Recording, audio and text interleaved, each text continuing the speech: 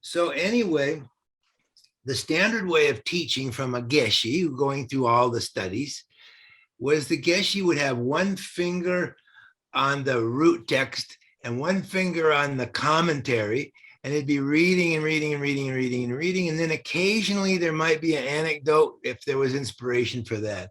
So it was really easy to get bored with the teachings because it was endless reading and translating.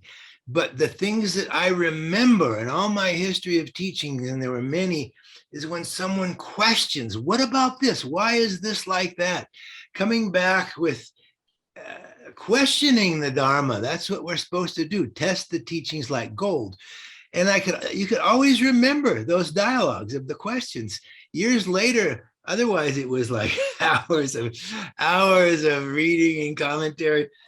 And this was a monastery in France. So we had 2 1.5-hour philosophy teachings from Geshe Jampa Techo right after lunch. And after lunch was a huge one meal a day, one meal midday only. We had breakfast, but people could eat whenever they wanted. But anyway, there was a huge French lunch. And so right after a huge French lunch, we're having an hour and a half of these teachings that are being read. And so it was really easy to kind of drift off. But when the questions were asked, that was so important. It's so crucial to understanding, because you can always remember when someone's questioning something instead of just sitting there and taking it in. Yeah, it was hard. That is sort of another funny thing.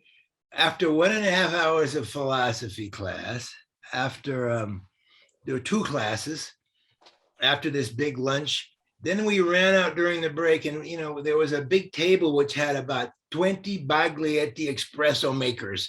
So we'd all run out there and we'd all be having a triple espresso before we go back into the next 1.5 hours. And so, yeah, it was a great scene. Also, we had about 8 Italians there. Well, that doesn't matter. We all drink coffee. Oh, we did mostly.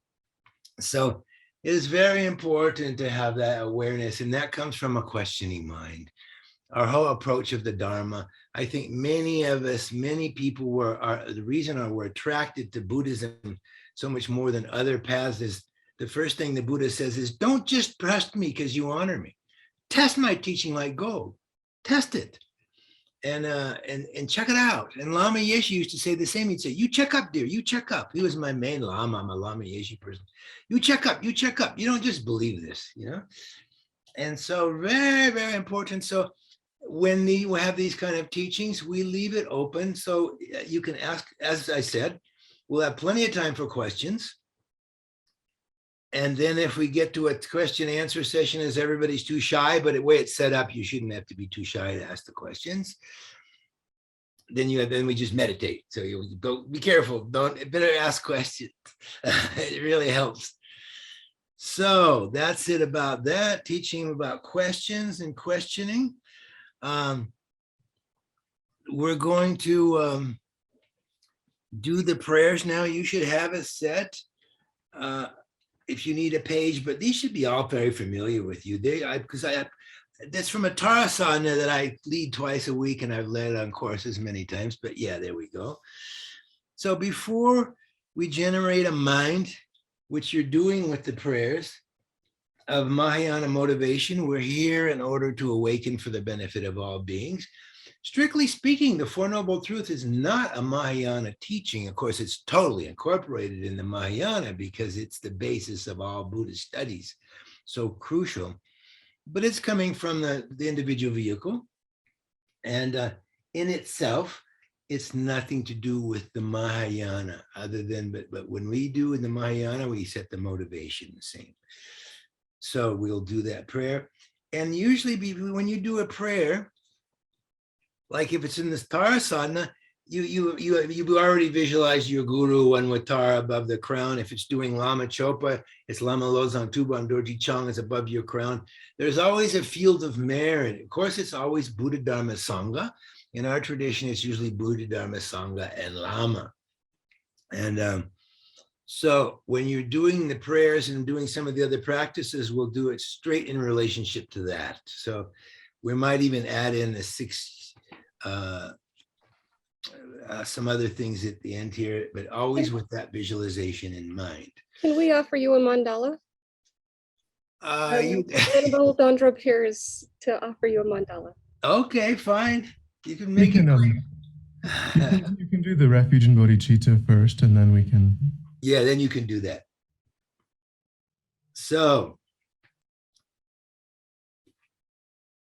I go for this is on page 9 of that little booklet, but you'll know it.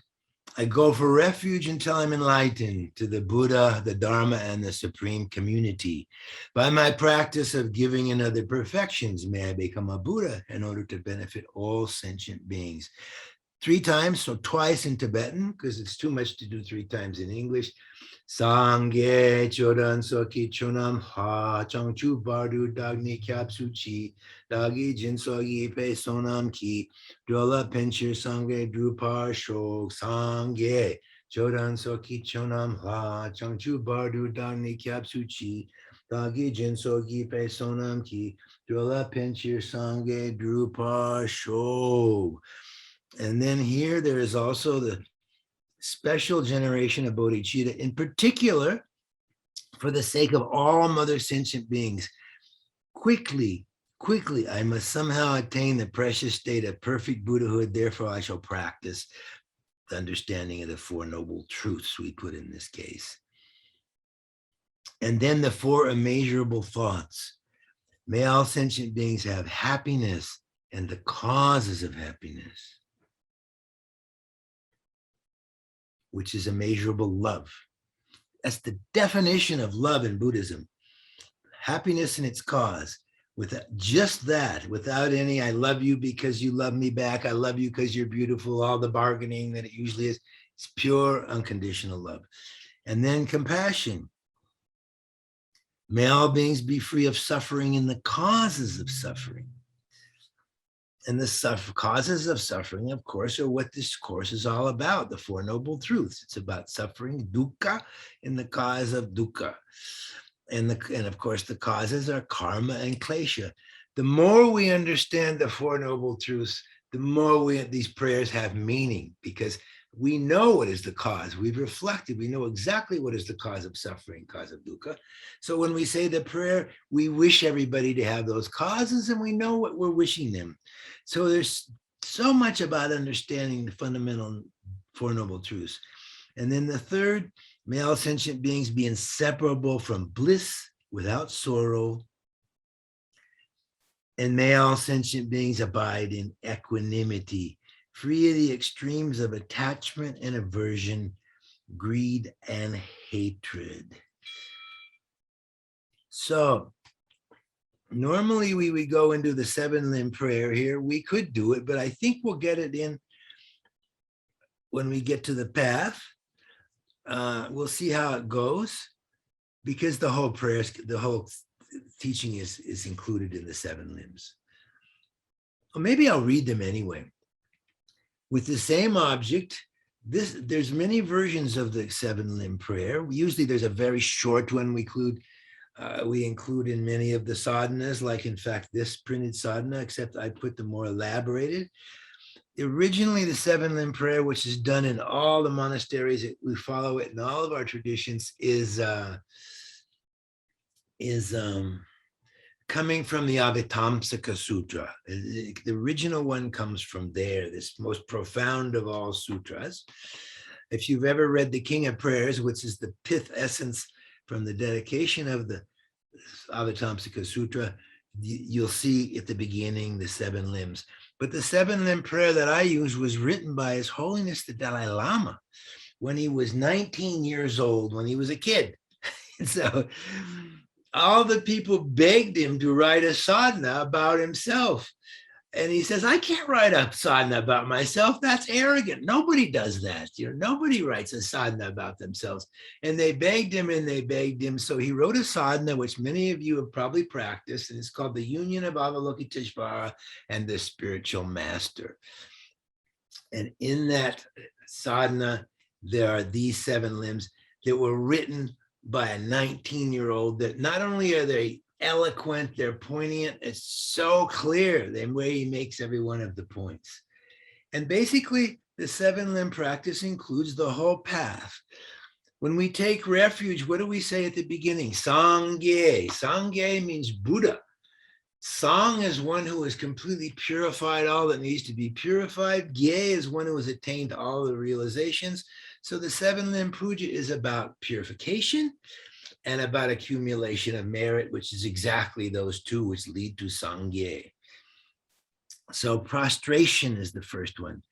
Your liberating body is fully adorned with all the signs of a Buddha. Your melodious speech, complete with all 60 rhythms, flows without hesitation. Your vast, profound mind, filled with wisdom and compassion, is beyond all conceptions. I prostrate to the wheel of these 3 secret adornments of your body, speech, and mind. Offerings, material offerings of my own and others, the actual objects and those that I visualize, body and wealth and all virtues amassed throughout the 3 times, I offer to you upon visualized oceans of clouds, like Samantabhadra's offerings. At some point, we will talk about Samantabhadra because he's so important of the 8 bodhisattvas. How to make offerings, how to expand offerings, how to expand our karma. My mind being oppressed by the stifling confession, my mind being oppressed by the stifling darkness of ignorance.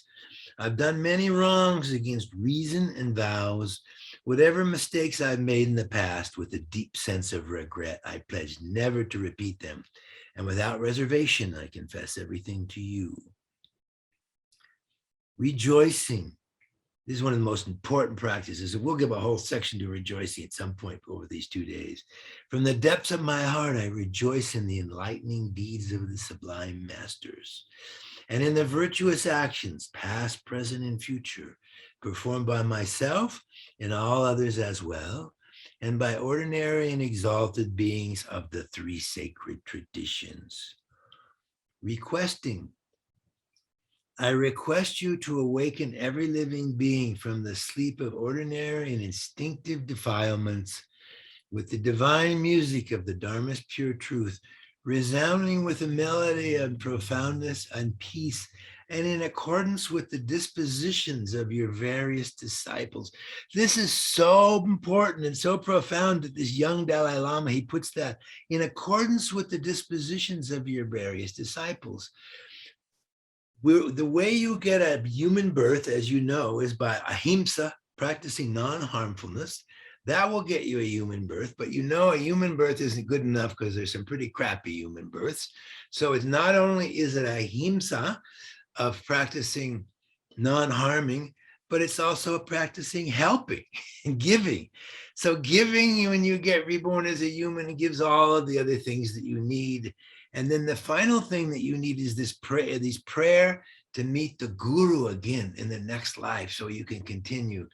We created some amazing karma in our past lives because we've met the Dalai Lama, from whom we've had teachings, Lama Yeshe, incredible. And we can rejoice in that as well. But it's very important that he puts according to the dispositions of your various disciples, because you can have the greatest, most realized Lama on the planet Earth, and we don't connect, culturally. Maybe there's too big of a difference culturally. There's a story I like to tell.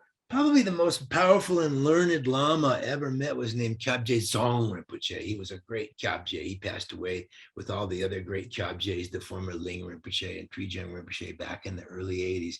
He was inconceivable in his knowledge and his meditation depth. But you can imagine how traditional he was. Even teaching Westerners, it was like, what am I wasting my time for, at first, but then he understood. But anyway, the first time he was in America, they were going to see Geshe Zopa, and he looks out the window of the car and there's people playing tennis. And he goes, what are they doing? What are they doing?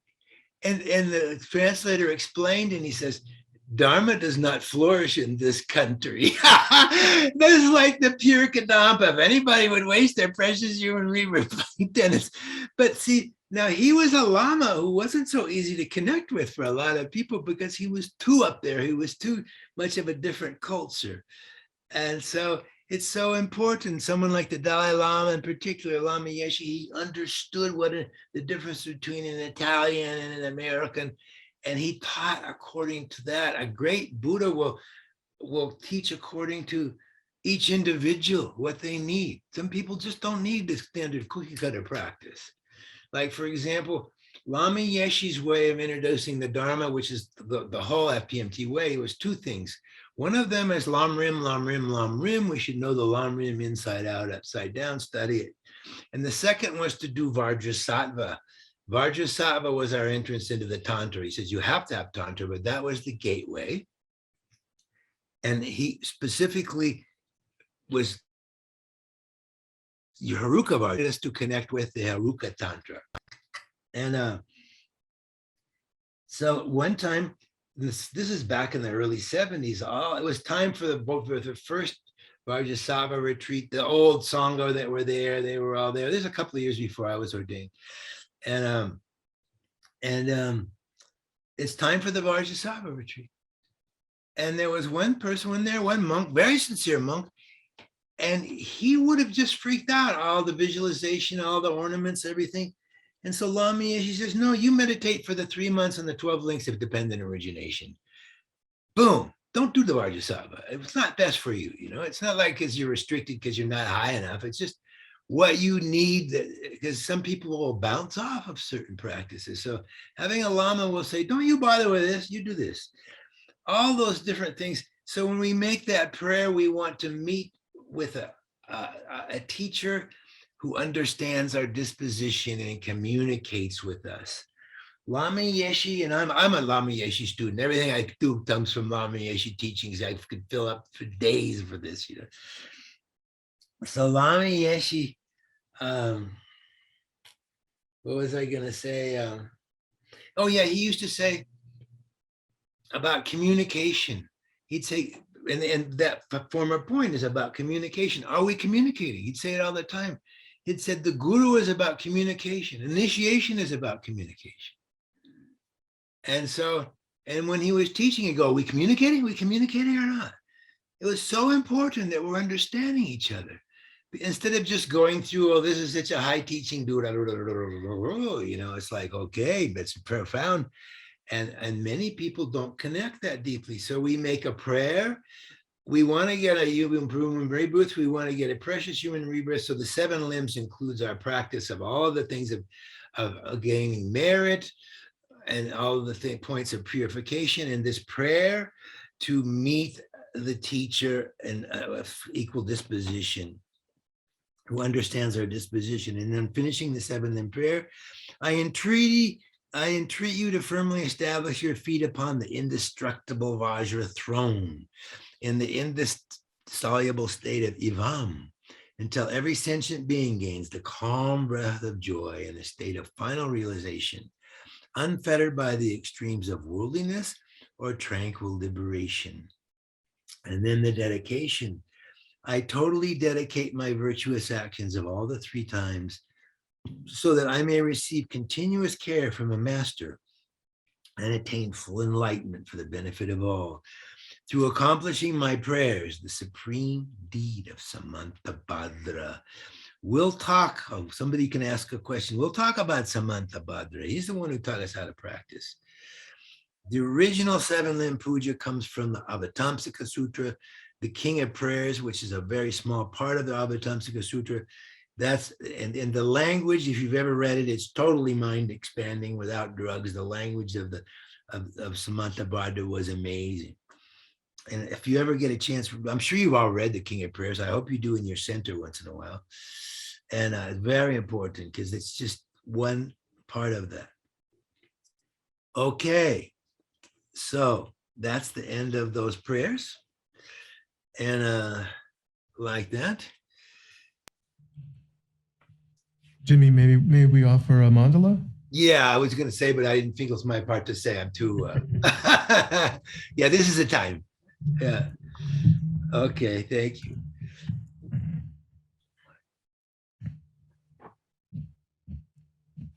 This ground anointed with perfume, strewn with flowers, adorned with Mount Meru, 4 continents, the sun and the moon, I imagine this as a Buddha field and offer it. May all living beings enjoy this pure land. O holy and perfect pure Lama, from the clouds of compassion that form in the skies of your Dharmakaya wisdom, please release a rain of vast and profound Dharma, precisely in accordance with the needs of those to be trained. Yedam Guru Ratna Mandala Kamiriataya.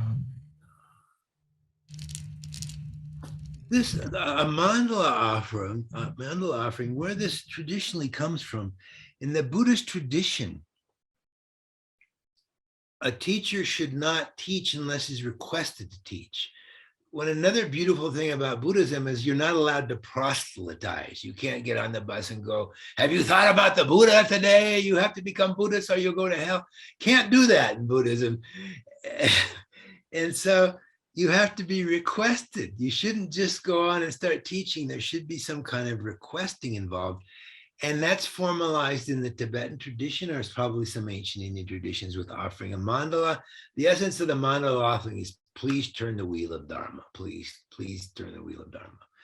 And that gives permission for the person giving the teachings to give the teachings properly in that sense.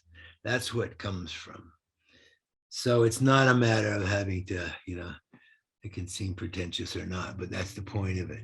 So where are we now? We go from there. Now I'm another formality, which is really beautiful. I'm going to read the Heart Sutra. I sent all of you have this copy of this one. I like this version better than the standard versions, but you can read it from wherever you want. Yeah, from that one. This version was translated when I was a monk at Nalanda Monastery. We had one monk named Martin Wilson, who was a Sanskrit scholar and Buddhist scholar, Tibetan scholar.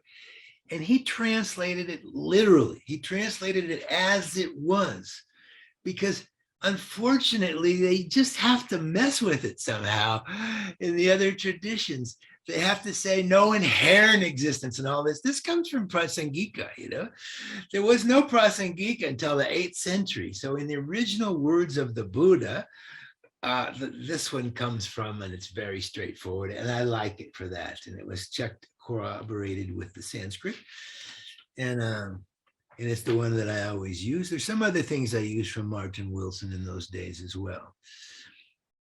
Homage to the holy perfection of wisdom. Thus I heard at one time the Lord was staying at Rajgir on Vulture Peak Mountain, together with a great host of monks and a great host of bodhisattvas. At that time, the Lord was composed in the concentration on the course of dharmas called profound illumination. At that time also, the noble Lord Avalokita, the Bodhisattva and Mahasattva, in the practice of the profound perfection of wisdom, looked down. He beheld but 5 skandhas, and that in their own being they were empty.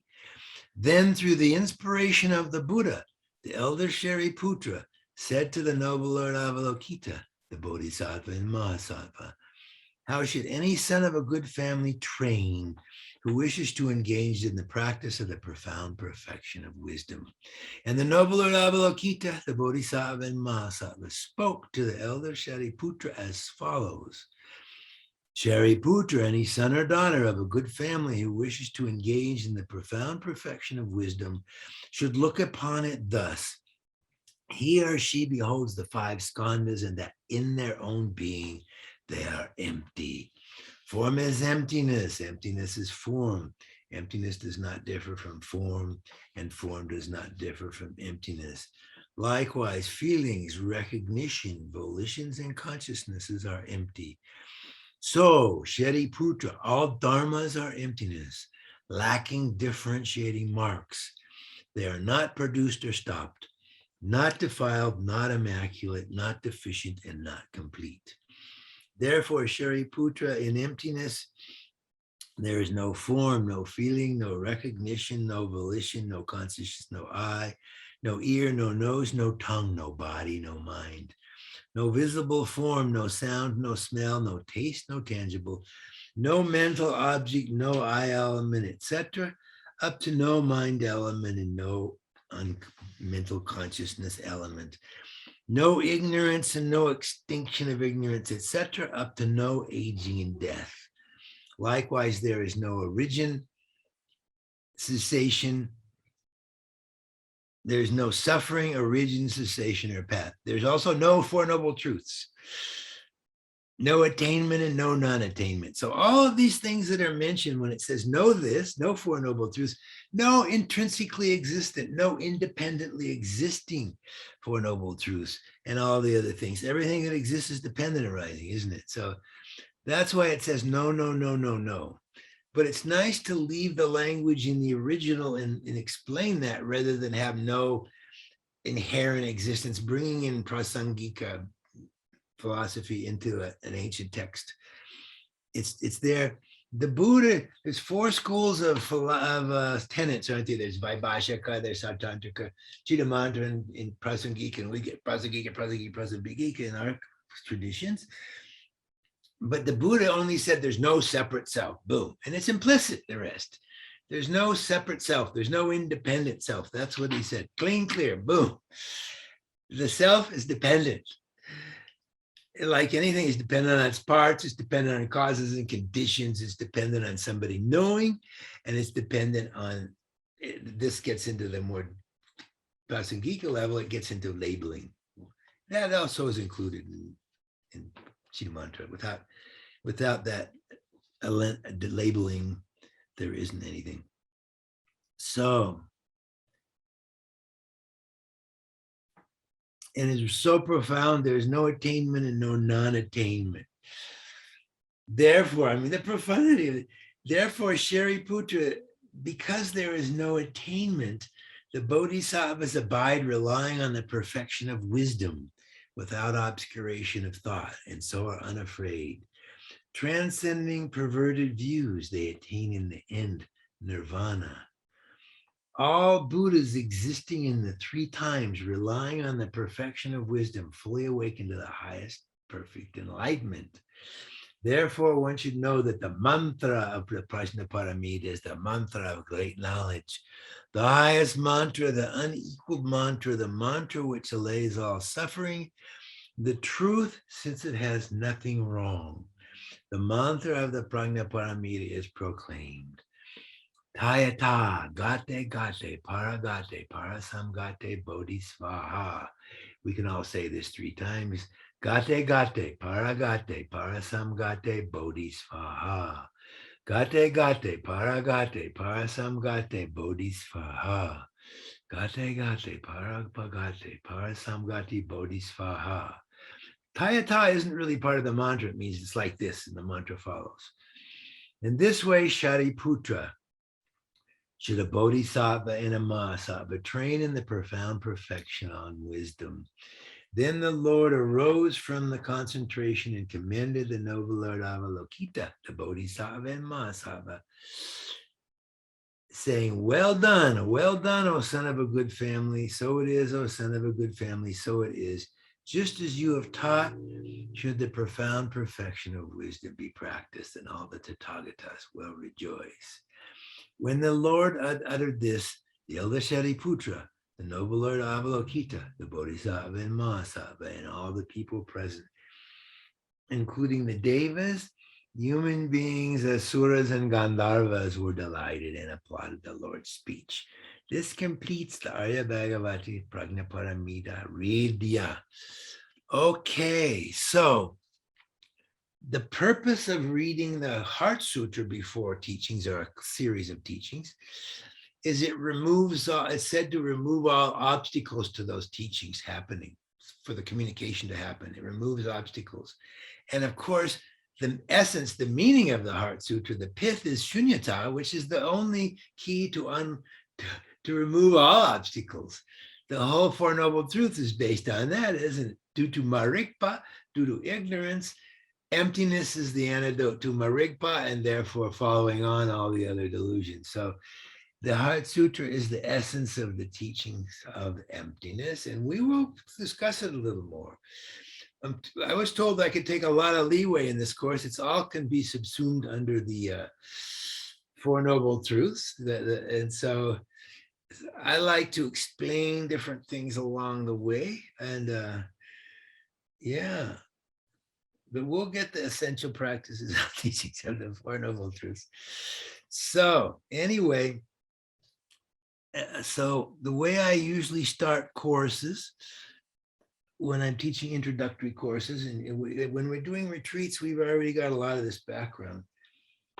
So, and the first thing is I say what I've already said in this course. I like questions. Let's ask questions. It's very good. The questioning mind is good. Not when and you can ask it right at the point of something you want to clarify. I think that's worthwhile, but that will be brief, but not on a different topic. But at the end, you can have a whole range of topics. In this course, we'll just about have the whole range of topics in Buddhism, so they can be asked. And sometimes they'll have to be abbreviated if they're about something to do with Tantra or whatever. But anyway, it's all possible. We have to figure out how to structure where we have our question and answer sessions. I would say at the end of each session, like that. So the first thing is about questions. So I always say, well, I want to ask you a question. Why are we here? Why are we here right now? What are we doing? Now, I'm usually asking this in the context of being in India. And so that means, why are we here? And some of the reasons are, I wanted to go to India. I wanted to go here. I heard about this meditation course. I thought that might be cool. I decided I would go check it out. We have all these reasons. We want to learn something about Buddhism. We want to learn something about the Four Noble Truths. But the fundamental answer to that question is we want happiness. We don't want suffering. We don't want to give up dukkha. I almost always use dukkha for happiness because it's just more precise. Suffering is almost too heavy a word. The original word is dukkha in Sanskrit, and dukkha means the opposite of sukha. Sukha is just totally open, spacious mind, almost Mahamudra mind. And dukkha means tight, Lama Yeshe used to say, I love these hippie expressions like uptight. He says, it describes it, isn't it? When we're suffering or we're having dukkha, we feel it in the prana getting tight, don't we? It's not just an emotion, is not just a mental state, it's a pranic state where the energy doesn't flow, etc. So he liked that word because it's a description. Keep getting this notice to change some password or something. So anyway, asking questions, why are we here? So that's the fundamental question. That's the fundamental question. We can go through, and the whole thing is looking for happiness. This is standard. You'll find this in how to meditate, because it's a teaching, it's a way of introduction teachings that we've always used in the FPMT. Sangha Kadra made it more famous in her book, which was actually written by Rabina, etc. Is this, we're always looking for something. We're looking for happiness in relationships. We're looking for happiness in a new computer. We're looking for happiness, etc., having new experiences. Maybe so. A lot of people get involved with a Buddhist course. They want a new experience. I'd be amazed how many people come to courses in India. It's more of a social thing than the actual meaning of the Dharma. They got to meet new friends, Dharma friends, whatever. I know some people have been in the Dharma a while. They want to do another course, not to learn more, but to get together with people, which isn't the idea really, but that's somehow it comes that way. So, but that's not where we'll find. That's not where we'll find the happiness. And so, but the point of all this is we're always reaching outside of ourselves.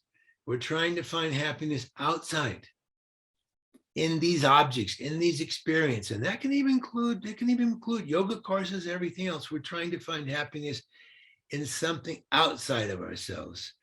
So when we understand that we don't find it there, we don't find it. We just don't. You just never find it there. Then comes the inference that it comes from inside, doesn't it? What's the word for a Buddhist in Tibetan? It's Nangpa. Nang means inside. Nang is inner person. That's what that means. A person who seeks wisdom and happiness inside. And a Chilopa is somebody external, like everybody else. We're always looking for stuff outside. And around we go. So a Nangpa are an inner being. So introducing this way. And why can't we find happiness from the outside objects? Is because the nature of outside objects is that they're impermanent, they're always changing. We grasp at something and it changes into something else. Of course, it's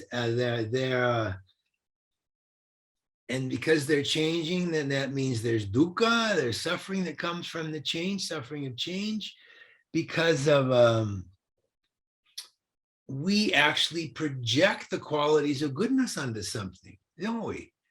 It's not coming. Beauty is in the beholder. You know?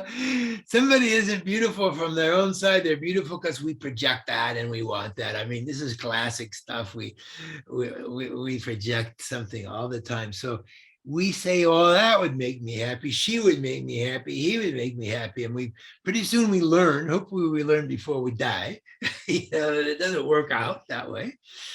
It doesn't mean you can't get along with people, but looking for outside. And so this is where we come to what is Buddhism. This is very important, this little story.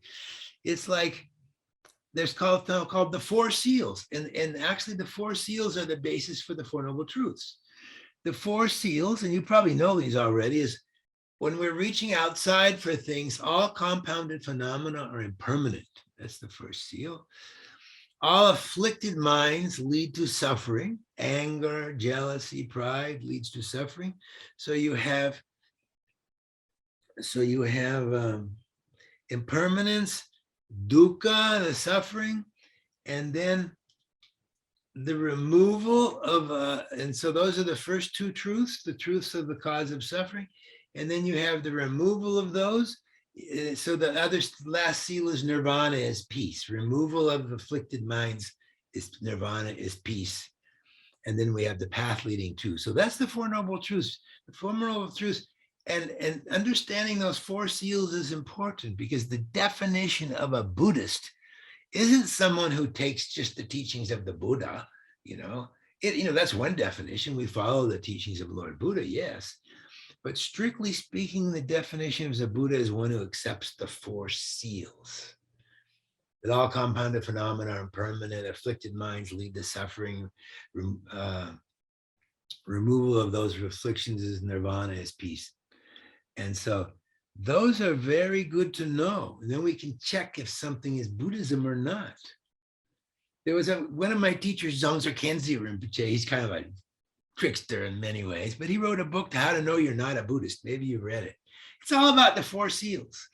And in that book, he says, if it doesn't have the four seals, even if it comes from somebody on a high golden throne, he also likes to take the piss out of the tradition. And it comes from somebody on a high golden throne with a lot of exalted names, it's not the four seals. If it's not the four seals, it's not Buddhism. It's not based on Buddhism. They should at least be implicit. And he says, but if you learn from a surfer, and he says, people aren't going to like this. If you learn from a surfer the four seals, it's Buddhism. So he wrote a book to How to Know You're a Buddhist or Not, by accepting that. Those are the strict definitions. And it's very useful, because when we're studying Buddha Dharma, there's a lot of other paths that aren't strictly called Buddhism that might have those seals, you know. It can happen like that. For example, personally, I'm really connected with India. I live in India all my life. Knew I was going there when I was a child.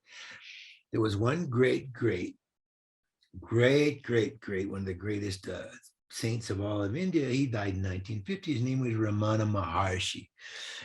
And Ramana Maharshi, he exemplified the Buddhist qualities.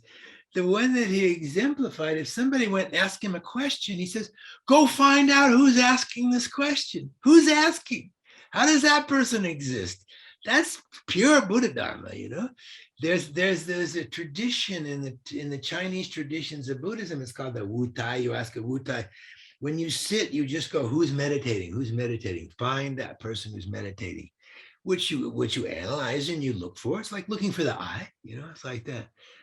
And so he used to do that. He says, go find out who's asking this question, then come back.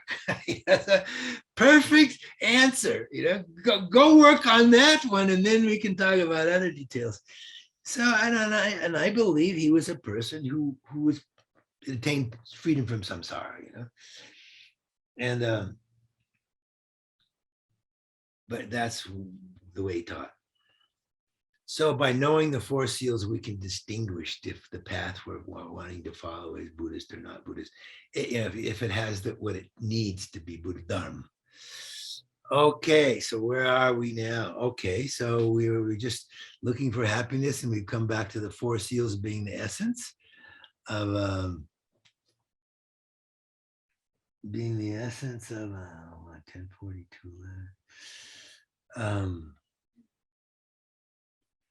Essence of the Dharma.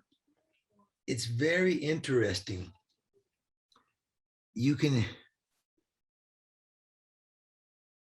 There's also, we'll bring it in later, there's 3 levels of getting equanimity. You have to have equanimity before you can generate bodhicitta, don't you? You have to equalize self and others, etc. There's 3 ways.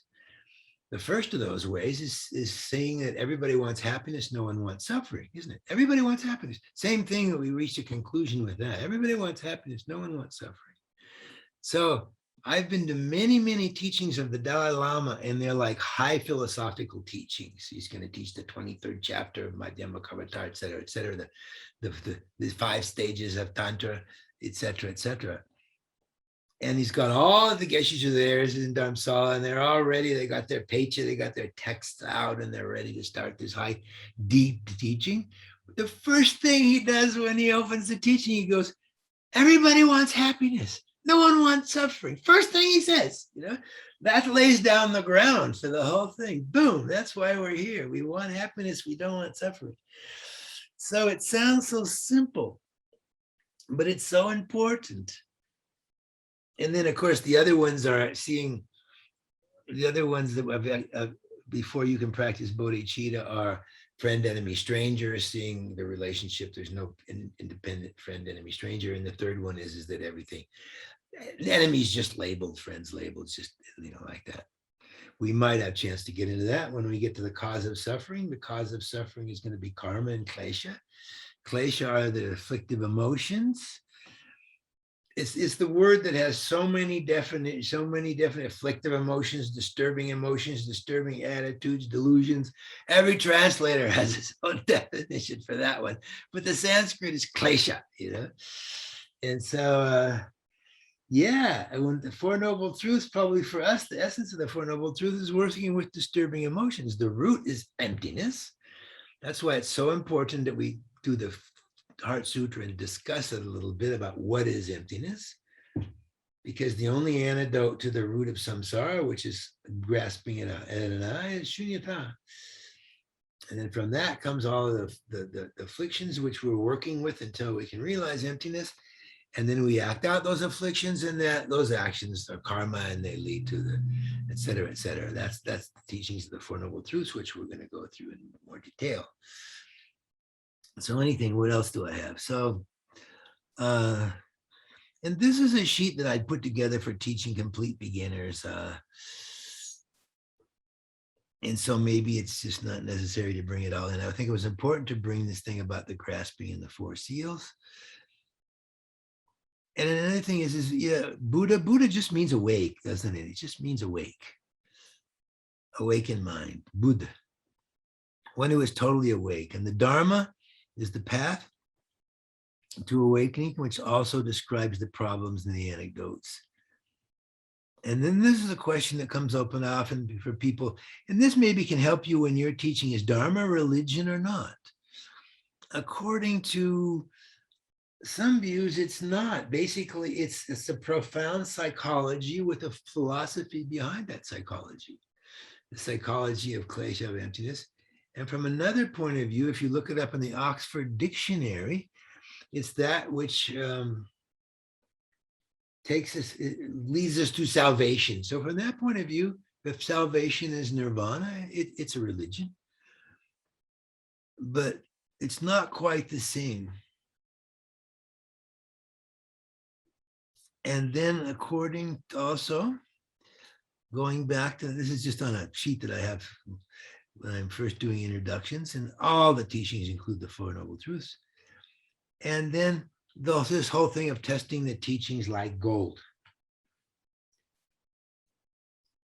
well, many of us became Buddhists because of that. So we question all along the way. It comes with the questioning. And we take what's true. Actually, there's not so many things there that we have to take. The things that we have to accept is we're just given. They're the four seals. And as we go through the Four Noble Truths, we see it's based on that. That's what we have to establish. But there's a lot of other stuff that's connected with Buddhism, especially Tibetan Buddhism, with lamas and rituals and rinpoches and tukus, all this stuff, that you don't have to accept. You check, you test. You test like gold. You look to the essence. The guru is the root of the path. There's no doubt about it from what we're taught, but it gets exaggerated in the Tibetan tradition about who's with this thing with tukus, you know. They're given a name, and so a tuku is the biggest lie ever. A tuku means Nirmanakaya Buddha, doesn't it? No lama that we have, Lama Zopa Rinpoche, His Holiness the Dalai, will ever say, I'm a tuku. That'd be like saying, I'm Nirmanakaya. No, you can't do that. It's one of the four, true or not true, it would be one of the four defeats for a fully ordained monk. Lying about your realizations, sexual intercourse, etc. And killing a human being and stealing something of value. So lying about your realizations, and it should be, that's one of the things beautiful about Buddhism. If you lie about your realizations, you're defeated. And this in the system it's built in, I'm a tuku. And I think all of this is important. I hope you don't mind me going on about these things because it comes from a lot of experiences around being around Buddha Dharma. And sometimes we get carried away. Lama Yeshe was very clear about this. Even Song Rinpoche, like, bam, this tukus, you know. You check up. I used to have my doubts about it because I met so many tukus that were they were degenerate. There was a tuku who was supposed to be the greatest tuku from the Ganden monastery lineage, and he was a lot connected in some ways with Vajrapani Institute, and he robbed a grocery store and took the money. And so you go, excuse me, and they go, oh, he's naughty. No, he's not naughty. It's like we have to check the qualities of the teacher. We're going to follow a guru. We have to test them out. The most important thing we test is having experience with them and seeing if they remain true. I mean, we're fortunate in our tradition. I never found a fault with Lama Yeshe or Lama Zopa, Tsong Rinpoche, etc., and His Holiness the Dalai Lama. But it's important that people check, because people exaggerate and then they follow false teachers. It's very, very important. I used to think I was a heretic sometimes because I saw beings like the one I just mentioned, the aforementioned. I saw beings that were named Tuku, Rinpoche. Being calling somebody Rinpoche is okay. It just means precious one. You can say, Geshe Rabden Rinpoche, they always say for the Kukuru. But Tuku is something quite specific. It's to say you're Nirmanakaya Buddha is a bit much. And so it's important to have understanding of this, because when we went through the 7 limb puja, I mentioned that these are the way of attaining awakening. The whole path is there. So a few of them are for making merit, because besides Buddha meaning awake, in Tibetan, as I mentioned, it's Sangye. Song, the one who has purified all that needs purifying. Ge, one who's like Gelong or Gelupa, one who has attained all of the virtues. And so all of the limbs were for that. And the other is the teacher, finding a teacher we can communicate with, who should have the qualities, And it takes time to test for the qualities, and we should take our time. But anyway, I saw so many beings who were just, they weren't, no, I can't accept this being as being some kind of high being at all, because they were given a title, And most of them, as I said, wouldn't do it anyway. The Lama Zopa, you'll never hear Dalai Lama Zopa saying, I am a tuku. They say, I who have been given this name. That's what he says. Lama Zopa says, I who have been given this title. And so one time when I was having some serious doubts, I was in Bodh Gaya. I'd just taken my Gelong initiation. I was already a guest, so I took my Gelong initiation. This is 1981 from His Holiness the Dalai Lama. And so I was in Bodh Gaya. I took them in the Bodh Gaya temple.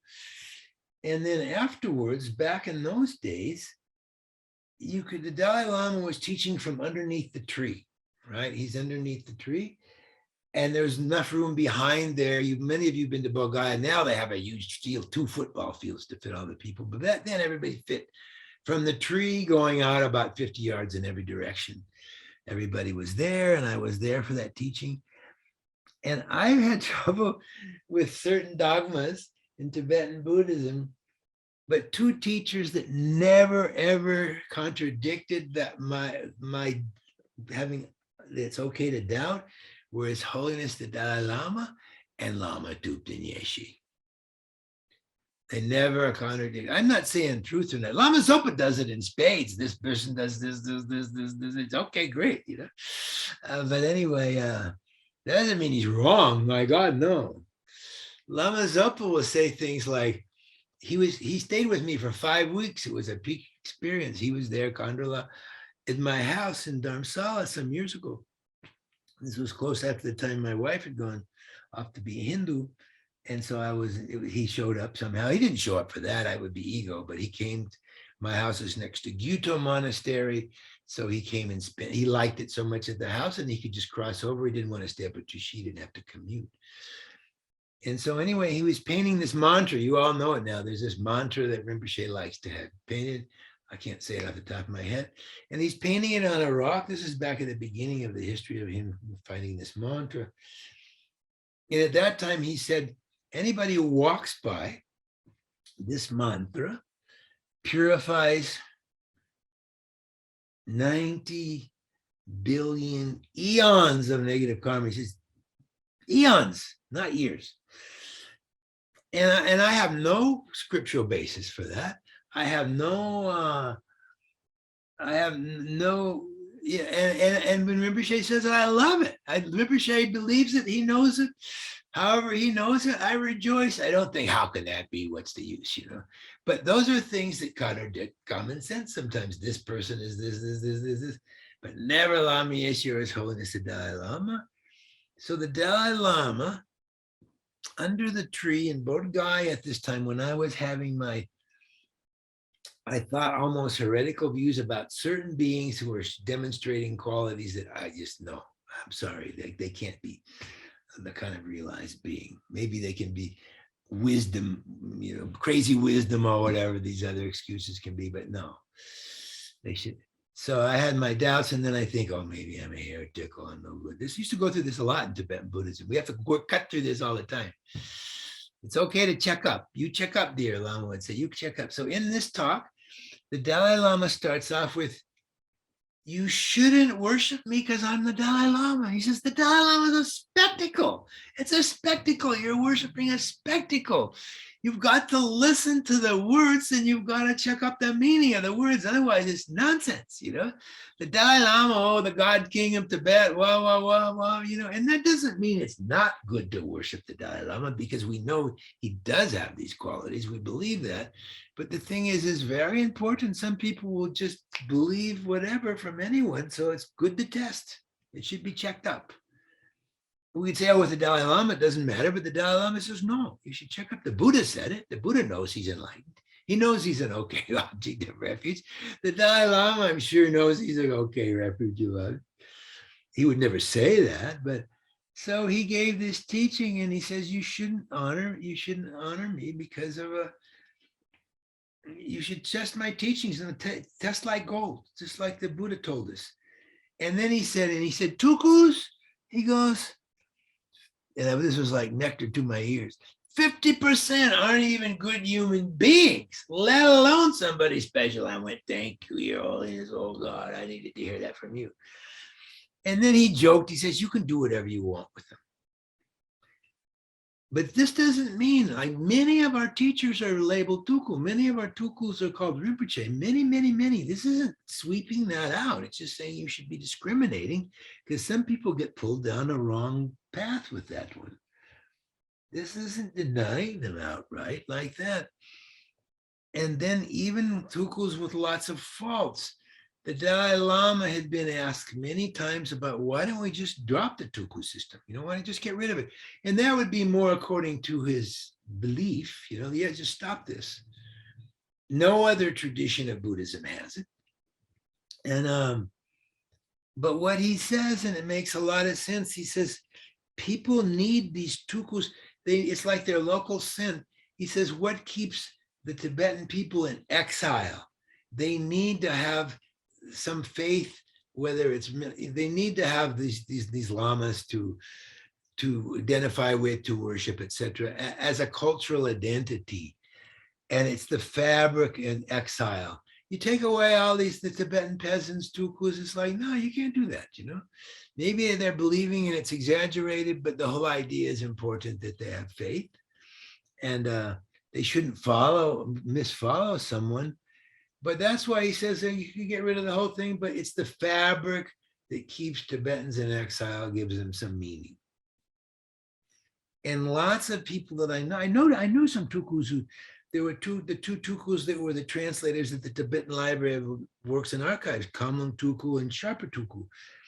They were great. They were good beings. They were pure beings, but they went to high school in New Jersey. They wanted to have girlfriends. And so they quit. They said, I'm not a tuku, I give this up. I'm going back, I'm going to America. They both married women and they went to America, and the Tibetans were, oh, these women are bad, horrible. They went because they couldn't stand all these, they felt like hypocrites when all the students at the library came up and called them Rinpoche, Rinpoche, Rinpoche. And they go, no, I'm a high school guy. He just graduated from high school, you know. And Sharpa Tuku has, they both had good qualities, but they couldn't stand the hypocrisy of being called that. We wouldn't either. I can't imagine, oh, me, you know, Rinpoche, Rinpoche, you're a Rinpoche. And you know you're not, you're not. You're just, you got your stuff. And so that whole system of testing like gold, and there gets to be a lot of titles. Oh, he's the third incarnation of Manjushri, da, da, da, da. So anyway, it's good to check that. And this isn't always wrong. You don't always go wrong with this. But you get the idea. I think this is important, fundamental of this prayer the Dalai Lama wrote when he was 19, that we should find someone we communicate with, and that would be also someone who communicates the truth to us. So that's that part. And then from there, I'm going to tell the story of the Buddha. It's so important. It's really, really important. People don't, I like to, and every time I teach, I like to, not when I'm leading a meditation retreat for 10 days, but when I'm giving an introductory course, I teach the story of the Buddha. It's so instrumental. It's so important. And of course, the Four Noble Truths comes out of this story, doesn't it? Out of this story, he goes to find out old age, sickness, death had overcome. And from that comes the whole going to the Bodhi tree, etc. But it comes out of his early life. So I like to tell that story, and it's so instructive. First, there's some things you already probably know. There's history and there's myth. And mythology is often truer than history. You could say that this is mythology, but we also know it's history. We know there was the kingdom of Shakya historically. We know there was a Siddhartha who was a son of the king, et cetera, et cetera. This is history. But often it's the mythology, and mythology as a way of teaching. If you look at history, the history is completely, whoever won the war, the history is on their side. People see two different things, but the mythologies live on, the deeper meanings. The whole story of the Buddha can be a mythology, going forth, overcoming the delusions, et cetera, et cetera. It's the journey of the hero. So this is a story that's mostly historical, true, and there might be some things that are mythological, but that doesn't take anything away from them at all. So let me look at this here. So I'll just quickly. So 2,500 years ago, maybe it's a little more now, in a faraway place a long, long time ago, there was the kingdom of Kapilavastu. And in that kingdom, there was Queen Mahamaya and King Suddhodama. And there were many signs. And where I live in India, when a child is born, they go to the astrologers, they go to the Jyotish to see what are going to be the qualities of this child. Before marriages and everything, people do the astrological checking, and it's certainly for births. And so the greatest astrologer of the kingdom was brought in to do the charts and to give commentary on what was going to be the qualities of this child who was going to be born. And the astrologer, and she's still pregnant at this point, you know. The astrologer goes into tears. He goes, ah, and the mother and father go, Mama and Suddhodana, they go, what's wrong? What's wrong? Is something going to happen with our child? And he goes, no, I am crying because I'm going to miss the fruition of this child. This child has two possibilities. One is to become a fully enlightened being, a fully awakened spiritual being. The second is to become a Dharma chakra, a wheel turning king, like a Lord of the universe, like Ashoka, like a king, would become the ultimate king. And of course, Dad, this little kingdom, he is happy that his son would be Lord of the universe, Lord of the biggest empire ever, like Ashoka, like that. Yeah, he didn't want him to become a renunciate and give up the world and go find out the meaning of life and attain enlightenment. No. He wanted the other, the prediction that would have to come true, that he would become a Chakravartin. And so that's the one he preferred. So the whole structure, according to the story, is that the young Siddhartha, when he was born, he was brought up, and you have to remember, he was a Kshatriya caste. He wasn't a Brahmin caste. It wasn't the spiritual lineage. It was Kshatriya, warrior. It was a warrior lineage. Just like in the Middle Ages, he trained in all the martial arts and fencing and horse riding, et cetera, et cetera, et cetera. He was a Kshatriya. And he was trained in all the sciences. He was very, very, very well educated. Kings were. Same in the Middle Ages. Young princes were the ones who got very good education. Because they died young, they got very good education earlier and studied philosophy and religious philosophy, etc. So that was the way young Siddhartha was brought up. So his father wanted to protect him completely from ever seeing any suffering, any dukkha. No, because if he sees dukkha, it might awaken in him wishing to overcome it and wanting to leave the world and become a Buddha. Because people leave the world to find out what's the cause of happiness, don't they? They don't want suffering, they want happiness. That's why somebody becomes a sadhu.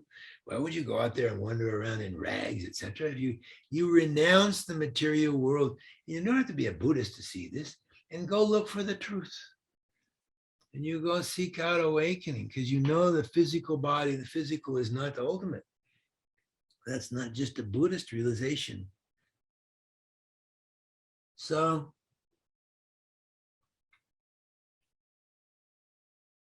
Siddhartha grows up and he's pampered. He's brought up in this way of being a prince, being prepared to be king, and all, studying all these things and practicing all these things. He was master when he was doing all of the martial arts and everything. Bob Thurman tells the story once, and at one point he says he flicked an elephant right out of the ring. Then Bob Thurman says, of course they exaggerate. When he's telling the story. So anyway, he was brought up absolutely spoiled so that he would never have to have a moment of suffering in his life. He would never see any dukkha. And then what happened, somewhere along the line, there was a festival, and it was a plowing festival. The royal family is a tradition because the harvest is everything, isn't it? These ancient cultures. For the planting in the spring and the harvesting in the fall, the planting in the spring is absolutely crucial because people will die, they'll starve. So auspiciousness for the planting of the crops, that they will come and they will flourish and they will feed by harvest time, the people will eat. These were important cycles. They still are in some ancient cultures. It's all about the harvest and how the harvest does.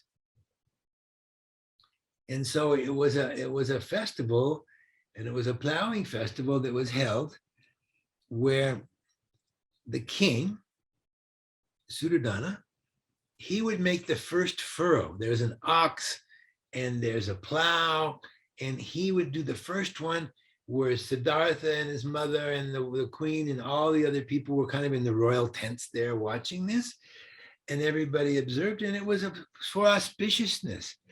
The first furrow would be dug by the king, with this plow goes through the earth and cuts everything.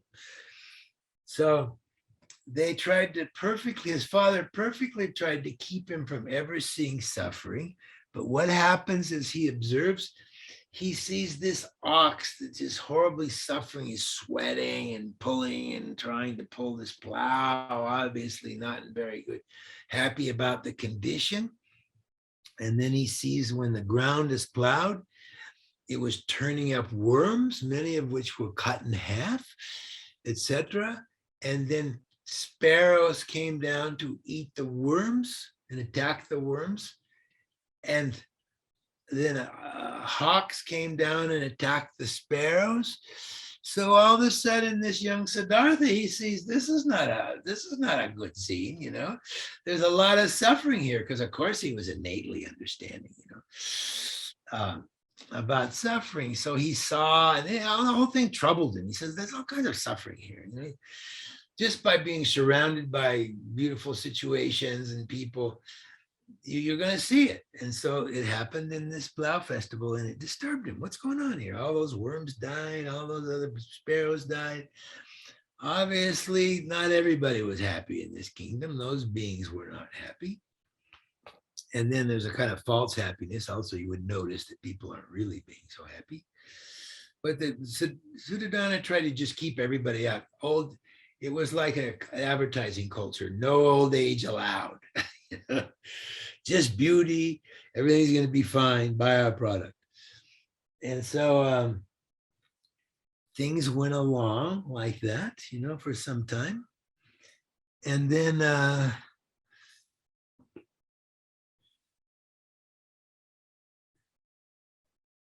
just have to do the order here.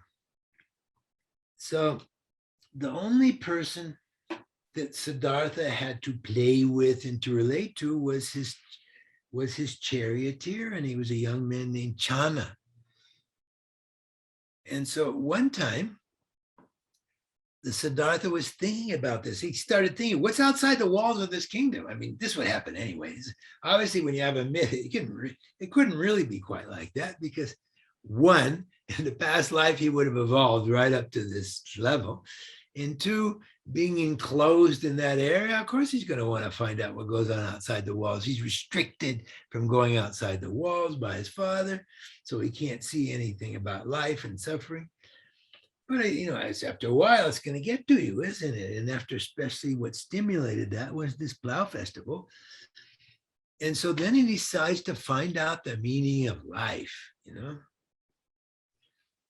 So he's going to sneak out with his friend Chana, his charioteer. He's going to sneak out at night. We did the same thing. I don't know, when I was a kid, I wanted to find out the meaning of life. When I was 16, we'd sneak out and go throw pebbles at one girl's window or something like that. I want to find out the meaning of life. What goes on at night where adults live. So sneaking out is an old custom, finding out what's really happening out there, not just in the protected home. So he goes to the eastern gate with Chana, and then they go outside, and he sees an old broken man. And he asked, he's never seen an old person before, according to this mythology. He'd never seen us. Chana, what's wrong with this person? What's wrong with this guy? And Chana goes, he's old. He's old. Everybody gets old. And Siddhartha goes, everybody's going to end up like that. Everybody? Yeah, that's what happens. It's old age, of course. Everybody gets old. That's if you live long enough, that's what's going to happen. And then, so he was disturbed by this. He's thinking about this. Oh, this happens to everybody, including mom and dad, including my kingdom. So anyway, then they sneak out again the next night and they go to the southern gate and there's someone ravaged with illness. Ravaged with illness. You can imagine 6th century BC Bihar. There's plenty of old age, sickness, and death. So anyway, what's wrong with this guy, he says. Well, he's ill. He's never seen a sick person before because he's not allowed to see it. Get it out, sweep it out. False protection. So this is going to happen. He says, if you live long enough, you're going to get sick. This is it. This is what happens to everybody. And then again, Siddhartha's disturbed. And so he goes in the next night, they sneak out again and they go to the western gate. And there's a dead person on a palanquin. There's a funeral and they're going by and there's this dead person, And he goes, what's wrong with him? And Chana says he's died, he's dead. What do you mean dead? He says, everybody's gonna die. Everybody? How? Everybody's gonna die? That's gonna happen to you. It's gonna happen to me. It's gonna happen to mom, dad, everybody? Yep, that's what happens. And so this really disturbed young Siddhartha, really disturbed.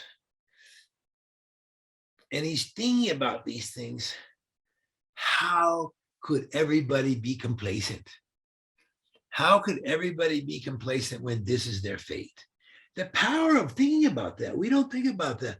How can we relax when we know old age, sickness, death is going to come to every one of us? That's the whole idea why we do these meditations on the Lam Rim, isn't it? It's like, so the way this story was written, it's like you see it for the first time and you go, wow. And you see it for the first time freshly, like Siddhartha, the viewpoint is, how can everybody be wandering around like there's nothing wrong when this is everybody's fate? This is a powerful, powerful Dharma message, isn't it? And so then he snuck out the fourth night and there was a mendicant at the northern gate. And he was a sadhu. I live in India all the time, so we know there's these wandering sadhus. They have nothing. They wear rags. They're barefoot. They beg for a living. And one thing beautiful about India is it supports them. It's not, why don't they go get a job? They're supported. They're given enough to practice their Dharma. It doesn't matter if it's Hindu, Buddhist, whatever. It's really, that's the essence of what's special about why India is Devbhumi. It supports mendicants, with doesn't matter what their belief system is, as long as it's not harming people. So when he sees, and this guy looks relatively happy, he's an old guy, looks like he should be pretty miserable in his rags, walking around barefoot. He says, this person's a sadhu, he's a mendicant. What's his life? What's he about? He says he's looking for the meaning of life. He isn't satisfied with life as it is. He's looking for the meaning. He wants to know the meaning of life so he can overcome suffering, basically.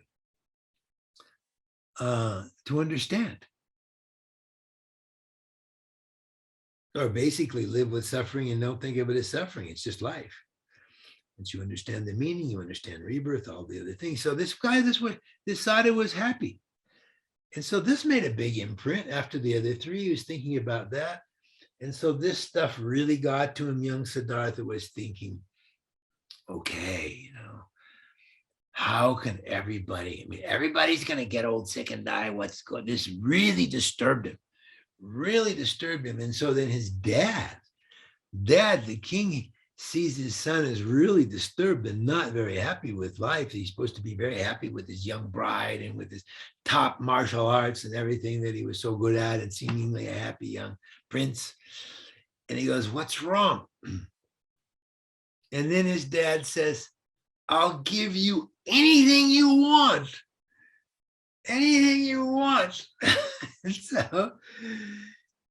And so Siddhartha says, okay, Dad, I want no old age, sickness, death from you and Mom and my wife and my child and everybody in the kingdom. That's what I want. And Dad goes, uh-oh, uh-oh. How are we going to take care of this one? You know, he's got it all busted now. He's going to want to get out of here. And so the other prediction is coming true, the one that he didn't want, you know, that he could become a fully awakened Buddha if he left the world.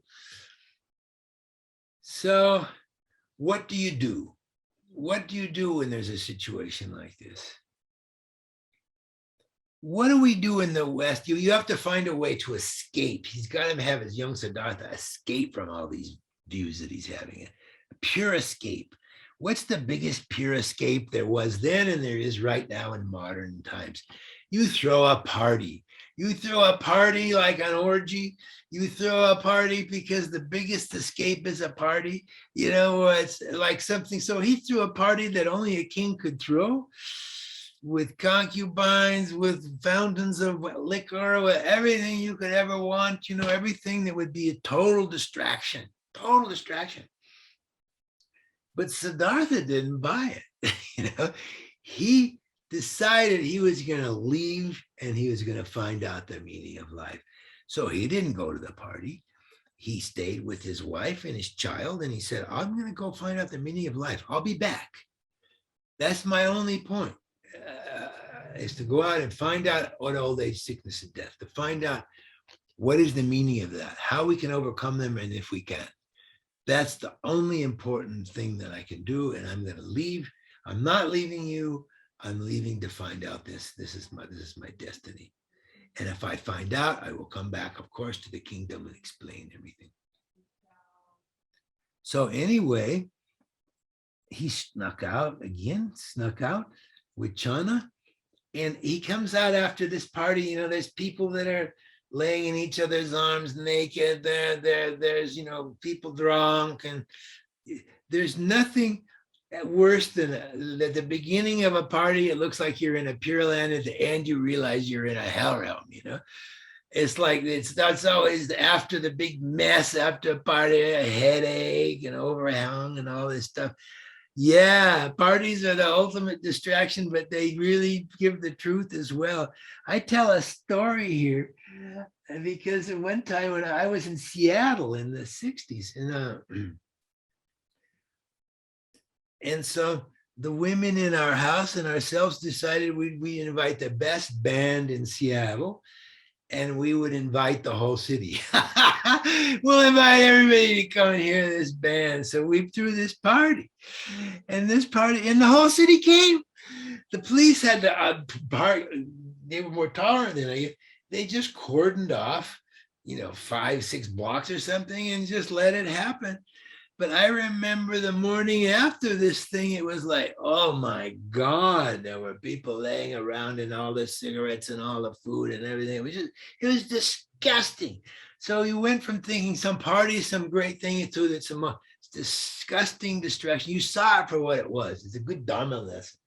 So I use that example, and coming in after that party, having to clean up. Oh my God, I don't want to know about this. The night before with this band playing, it was all wonderful. So anyway, that's what Siddhartha saw. And so he snuck out with Chana, and they went outside, and they went to the Anoma River, and then Siddhartha said goodbye to his best friend Chana, who had been his only friend through all this time. He wasn't allowed to have these bad influences. It was too late for that now, though. And so he heads out and he crosses the Anoma River, and he decides he's going to find out the meaning of life. He's going to be like this sadhu. He's going to wander. He's given it up. And so what you usually do in those times, as in these times, especially in the Indian culture that we've also inherited, we go out wandering, and we're going to look for a teacher who can teach us the meaning of life, don't we? That's what we do. We try to find the Lama, the teacher, whatever. Same in Hindu tradition, same in other tradition. So he meets up with a few other sadhus, and they start walking, and one of them said, I've heard that this teacher is the most knowledgeable, he has the most wisdom, he has the most spiritual powers. So why don't we go to his ashram or go to his place and find out from him? He's got top reputation. So they go there. And what this Lama knows, what this Swami knows, is the different stages of one-pointed concentration. All spiritual powers come from that. It's exactly described in the Hindu tradition of the Yoga Sutras of Patanjali, and it's exactly described in the best volume. You should get a copy of this book from the Theravada tradition, the Visuddhimagga. What happens when you attain all of the different states of absorption? This is all beyond Shine. We know you have to have Shine before you have Laktang. You have to have quietude before Shamatha, before Vipassana. As a basis for being able to practice and investigate the Dharma, you have to quiet the mind. But beyond that, you have to minimum attain Shine to realize emptiness. That's exactly the same in the Theravada tradition and the Mahayana tradition. Sometimes it gets a little confusing. So it's the whole idea is originally is you got one point of concentration. You try to get it. One point of concentration in itself it's not even a virtue in itself. They always say you have to use it to be a black magician, you have to use it for other things. But it's the tool that we can use to investigate the mind. You have to have one point of concentration to investigate the mind. And in order to meditate on emptiness in the traditional sutra way, you have to have Shine before Laktang, you have to have Shamatha before Vipassana. So that's, you do that retreat and you go all the way up to the first level of if you do a Shine retreat, and you probably heard of people doing, outside of every Gompa, you have those different stages of going to the Shine practice, et cetera, et cetera. It's the basis. It's the tool to get awakened. In itself, it's not even a virtue particularly, but it's almost impossible to get these days because of, we can talk about that. So anyway, but what goes beyond that, when you attain Shine, you're at the access to the first jhana. There's these two levels of one-pointed concentration. There's the form ones. The first four stages are a form, and the second four are formless. And so when you reach Shine, you have access to the first jhana. And they're called jhanas in Pali. They're called dhyanas in the Mahayana tradition. These have nothing to do basically with the two traditions, Mahayana. You have to have them for either one. In both traditions, you have to have them for Shine. So what happens is when you attain these jhanas, you get all the spiritual powers come from that. All the clairvoyances come from that. All the being able to have power over the elements comes from that. If you a very great book, you can order it from it's called the Visuddhimagga. It's one of the great texts of the Theravada tradition. It goes through how to get one point of concentration in the Buddhist tradition, the ancient Buddhist tradition, and what you can do with each level. So you have these things they're called kashinas.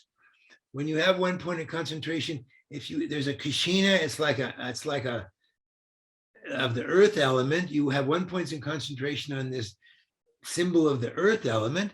Then you can walk through walls. If you have the water element, you can walk over water.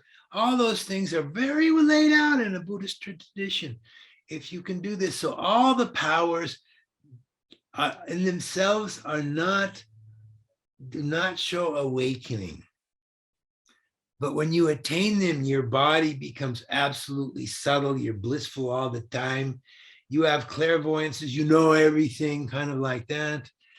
And so there's a great danger in attaining these because people attain that and they think they're enlightened. I'm enlightened. I can read my guru's mind. I know everything. It's like I'm enlightened. I'm blissful all the time. That's why they say the lamas teach us and the Buddhists teach us is it's better. You have to be very careful of attaining this level of shine because you'll get intoxicated by it and you won't carry on, because the whole point of it is to meditate on shunyata and be free. That's the whole point. And for that, you need the guru's guidance, because people think they're fully enlightened. I had three friends of mine from childhood became monks with Master Hua, this great spiritual Chinese master in the 60s. And they're a whole story in themselves. All my friends who joined this monastery. I was a hippie peak of the 60s. They joined this monastery. They took a vow to never lie down. They sat up all night meditating. It was super hardcore experience. Kids I grew up with, there were two of them, then there was a third. But there was one guy in this who they knew in this monastery who got these jhanas. And so there's a practice that they do in that, and it's called the Chenrezig Avalokiteshvara of the 42 arms, and there's a tool in every hand. And when you can have one point of concentration on that, you have all the powers. And this monk thought he knew more than this master, the greatest Chinese master since Shuyun. And so it goes to your head. I know more than him, because it's like super ego. It's not seeing the emptiness of the I. It's developing the super I to the power of your practices. That's why it's very tricky, but it's kind of, like Lama Yeshe says, he says, when they say in the scriptures, there's a danger that you get, I'll think of it later, but he says, I think it's better that we have a little more of that than less, because I'm not worried about anybody realizing the danger of realizing emptiness before you're realizing it falsely, nihilism, as opposed to realizing the other. And he says, I don't know, a little bit of nihilism is good for everybody, because that we're so much on the other end of the spectrum, so much attached to so many things. It's better to realize that nothing exists and then realize the truth. But in the ancient texts for a great meditator, they say no. So anyway, young Siddhartha realizes all of the stages of shine, and he realizes the four form dhyanas, jhanas, and he has all these powers. Read sometimes all the powers of how they're read. In this Visuddhimagga, it gives all these objects, because you meditate on the object and you have that power. But the Visuddhimagga also says that the best object of shine practice for people who have highly conceptual minds, which is all of us, is meditating on the breath, doing satipatthana, doing anapanasati, which is the beginning of satipatthana, isn't it? Using the breath, using the subtle breath. That's the best one, because we tend to our problem is over conceptuality. Whereas these ancient cultures, do you want to stimulate conceptuality? Give some teachings on that as well at some point. From this Lama anyway. So of course, Siddhartha was fully qualified and motivated. He attained the deepest level of the form realms, and he had all those powers. He's blissful, clairvoyances, completely knew everything. But he said, I'm leaving. And the master goes, please stay. I never had a student like you. You can have the French list. You take over. You're the student I've been looking for. And he says, no, I did not overcome old age, sickness, and death. That's why I came here. It's the Bodhisattva vow, isn't it? To enlighten all beings and overcome those. Yeah, and he says, I'm leaving. Because I have all these powers. I'm blissful all the time. Life is orgasmic or whatever. But I didn't come here for what I came to attain, and that's overcoming old age, sickness, death. Bam, So he wasn't fooled by this. So he goes on, and then he goes to the next ashram where the Lama teaches the four formless absorptions. And you've studied all these things in your studies, I'm sure. That takes you right up to the peak of samsara, those four jhanas, the highest level of samsara. It's so subtle, it's unimaginable. Unimaginable how high this is. Because as we know, when you're going in samsara, circling, you get reborn, isn't it? Reborn again and again. But we also know from the form and formless, anybody who attains these jhanas, they just go right into the same meditation. Those are the form and formless gods, whatever they call them, you know. So anyway, you don't take birth, you just keep meditating. That's how deep the meditation is. You just keep going. And that's why there's a danger that if you don't have a guru to say, okay, you have this power now, you need to meditate on shunyata. Don't just stick with this. Don't stay with this highest realms for the rest of existence. So anyway, in the second ashram, he attained right up to Peak of Samsara, the highest level. And the same thing happened. You can imagine how high that is. How high that is, because if you attain the first jhana, you attain the first formless God realm. When you die, and there's 3 more and 4 more. So that's how high it is. You're just born into that realm. You don't have to take rebirth when you die. By attaining the first jhana after Shine. So he attained the highest level. It's called the Peak of Samsara. You can look in your textbooks. It's in all of our standard textbooks. But I recommend the Visuddhimagga for these different things you can meditate to have the spiritual power of somebody she knows.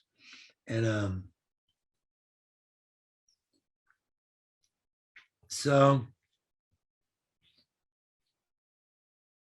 he leaves again. He says, I'm leaving. You can imagine he attained the peak of samsara. I mean, unimaginable bliss. So far, even the God realms are so high. They're so intoxicating. The God realms in the circle, you know, just the normal God realms. You're so high, your thinking is so subtle, you have such deep realizations of everything that the human realm is gross. There's so many sutras about the Buddha interacting with the God realms and sending one of his disciples up to the God realms to bring back something from the God realms. And one grain of rice is so blissful tasting, you know. And then when they come down to visit the God realm,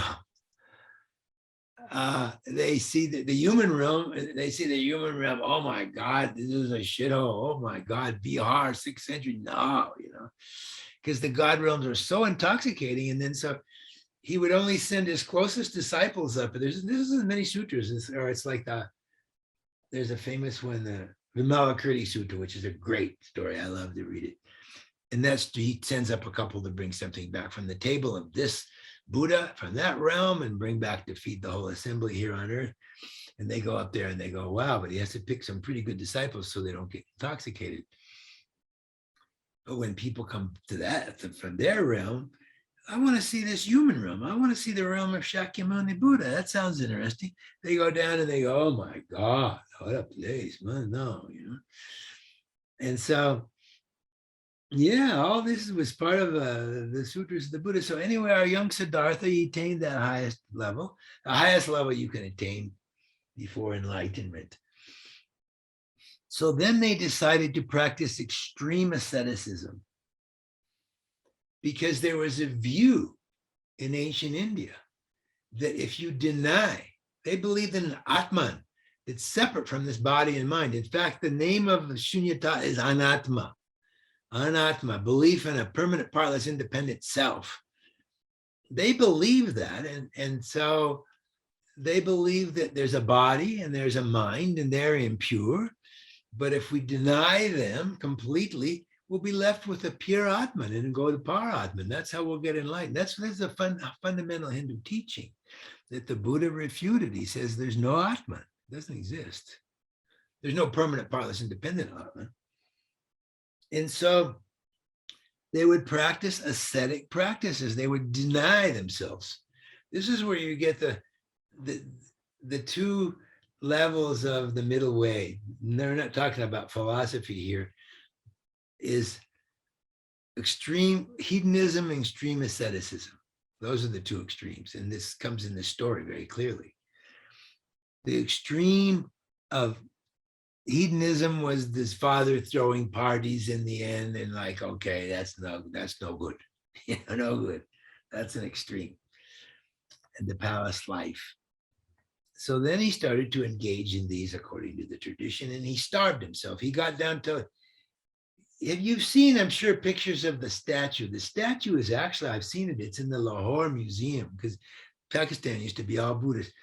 They call it the fasting Buddha, but it's still Siddhartha at that point. You've seen this beautiful picture of just this skeleton held together by sinews. You might even have copies of it in your altar or in your gompa, And when I was a monk in the land, I put one on the refrigerator. We could see what he went through when we get greedy. A picture of this, they call it fasting Buddha. He's not yet the Buddha. So he's going through these ascetic practices until he gets down to his difference, half a grain of rice, a sesame seed, different versions. And he gets down until he's just completely nothing left. He's just completely starved himself. And he's leaning against a tree. He's totally gone, And so a young girl named Sujata, and we know this from Bodh Gaya, the Sujata tree. He sat under the Sujata tree, and he looks like a dead person. And the young girl, like they do in those traditions, like we do in the Buddhist traditions, they take out some offerings for the spirits. You take them out every day, just like we do at Lama Chopa. Usually we should do, when we do our practices, we give to the gurus, to the humans, and to all the spirits. And so she's taking out some rice milk, and she's taking it out to give to a spirit. And she says, Dharma, this is a spirit for sure. This is a spirit for sure. And he moves. It's a dead person. You think, this is dead. And he moves and he goes, oh no, it's a spirit I've got. So she offers to Siddhartha, this starving being, the milk rice. And he eats the milk rice. Very famous, Sujata. Half the hotels in Bulgaria named Sujata Hotel and the Sujata tree. So he eats it and he's revitalized. Boom, energy, boom. And this is where this is where the first mention of the two extremes. The extreme of hedonism was the palace life. The extreme of asceticism, which is taken too far, is starving yourself to find this Atman, which never really existed like that, obviously. And starved himself. And he goes, this isn't the way. The palace life was not the way. There's too much distraction. This is not the way, this extreme asceticism. It's no good. I've practiced it perfectly, and it did not help my meditation. My meditation just became weak as my body became weak. My mind became weak. And so this is the point.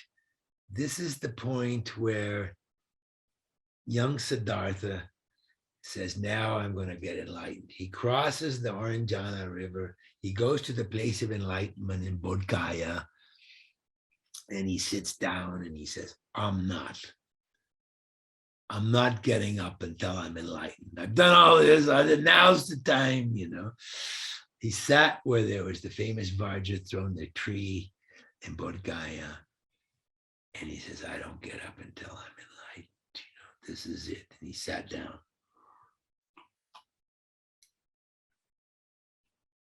And you have to remember, he has one-pointed concentration. He can see all of his past lives. And he can see everybody else's past lives. He can see, now he can put this concentration for what it is. It's a tool to realize the Dharma, to realize things. You have to have that tool, but the tool itself is not enlightenment. So he looks back, he sits under the tree and he looks back to beginningless past lives, his own past lives. And, through the power of that concentration, and you can imagine, he looks back and sees how he was endlessly born, got old and died and went through all of the problems of each life, got married, got divorced, got sick.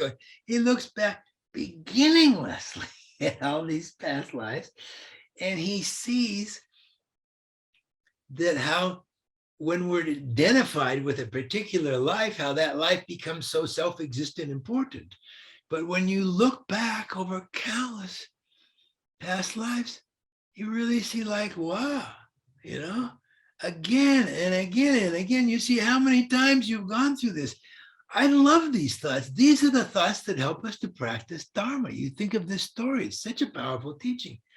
If we could look back and see all of our past lives, when we're in a drama, I'd say, oh, my girlfriend left me, or this or that, or blah, blah, blah, It was such a big deal. Yet, if you look at it in a perspective of countless lives, it's nothing.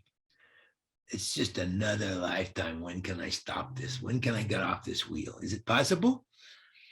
So he looks back and he sees that in the first watch of the night under the tree. And in the second watch of the night, he looks back and sees everybody else, how they're propelled by their karma, by their action, all of their past lives, how they get involved, they're born again in their karma, and their afflictions take them basically to the next situation again and again, and a great compassion rises in Siddhartha. Wow, compassion for others. This is what people are going through. He sees it directly with his one point of concentration. And so, huge compassion when you can see how everybody's being driven by this. So he sees how he himself went through all this, and he sees how others are going through this. And in the third watch of the night, he sees how this works. He sees the Four Noble Truths. This is where the Four Noble Truths come from. He sees how everybody is born, the whole cycle, old age, sickness, death, again, that it's all dukkha. And we keep practicing the cause of dukkha. He sees how that whole thing works. So he sees the process. Now he knows the Four Noble Truths. Bam. So at dawn, he attains enlightenment. He realizes the Four Noble Truths. He realizes awakening. And of course, there's the story of Mara. Mara was his, nemesis here. So Mara comes to try to trick him, thinking, he's first Mara sends all the most beautiful, beautiful, beautiful women. Wow, all of his daughters. And you can see this. There's a whole set of tankas right in the lives of a Buddha. And this is the new Buddha. He's Buddha at this point. He's just attained enlightenment. So this stuff, all this, no, he just sits there in his samadhi with his inner smile, And then in the next one, all these weapons in his face. You can see these in the tongue, all these weapons in his face. No, he just sits there, but enlightenment, boom. Nothing's shaking him. He's awakened. There's nobody can try to trick him out of this one. He's done it. And so, and then after trying to send all of these temptations, he tries the final thing, a question mark, very clever. How do you know that you're enlightened? How do you know? You could be delusional, And that's where this famous mudra of the earth-touching mudra you see in Shakyamuni touches the earth. It's called Gaia, the goddess of the earth is my witness. Earth is my witness. That's all I need. I'm enlightened. Earth is my witness. Doesn't need this trick about how do you know you're enlightened. Maybe you're hallucinating,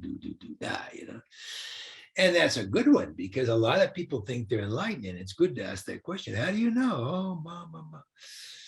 So he knew. So then that's it. That's where our Shakyamuni became Shakyamuni Buddha.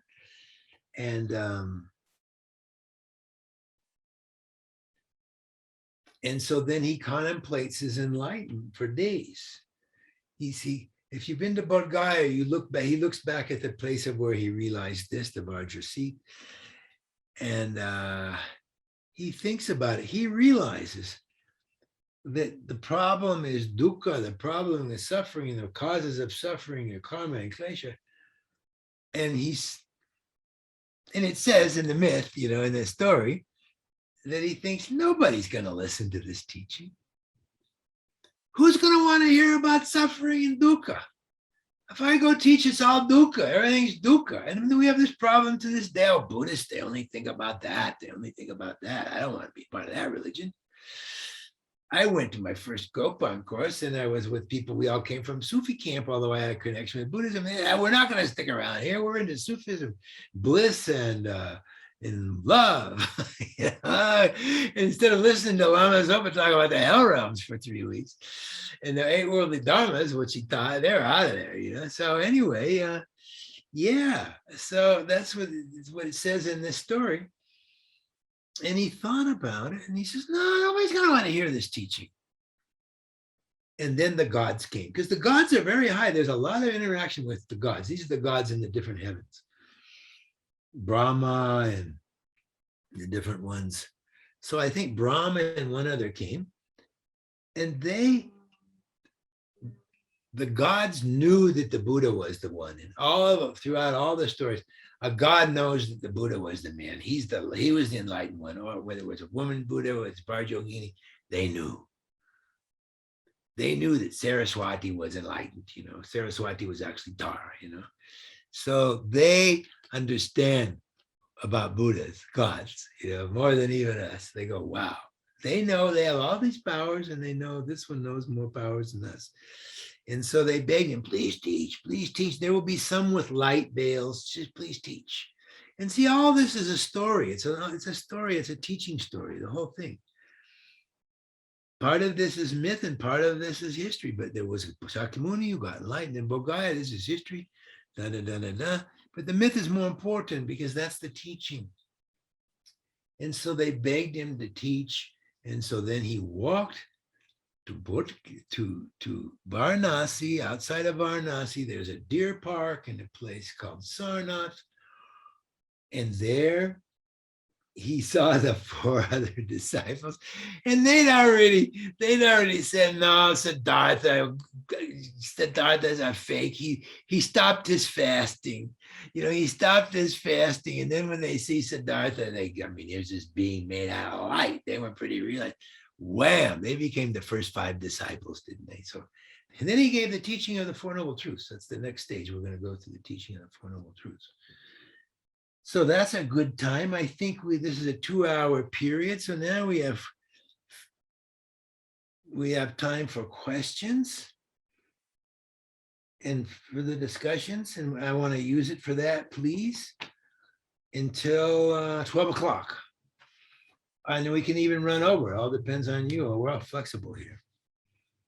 So any questions, please? Somebody's got to ask them. There's a lot we've covered. We've covered Heart Sutra. We've covered the life of the Buddha, et cetera, et cetera, et cetera. Okay. Jimi, Carol has unmuted.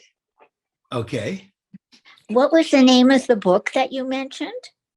It's called the Vasuddhimagga. It's a book of the Pali tradition of Buddha Ghosha is the author.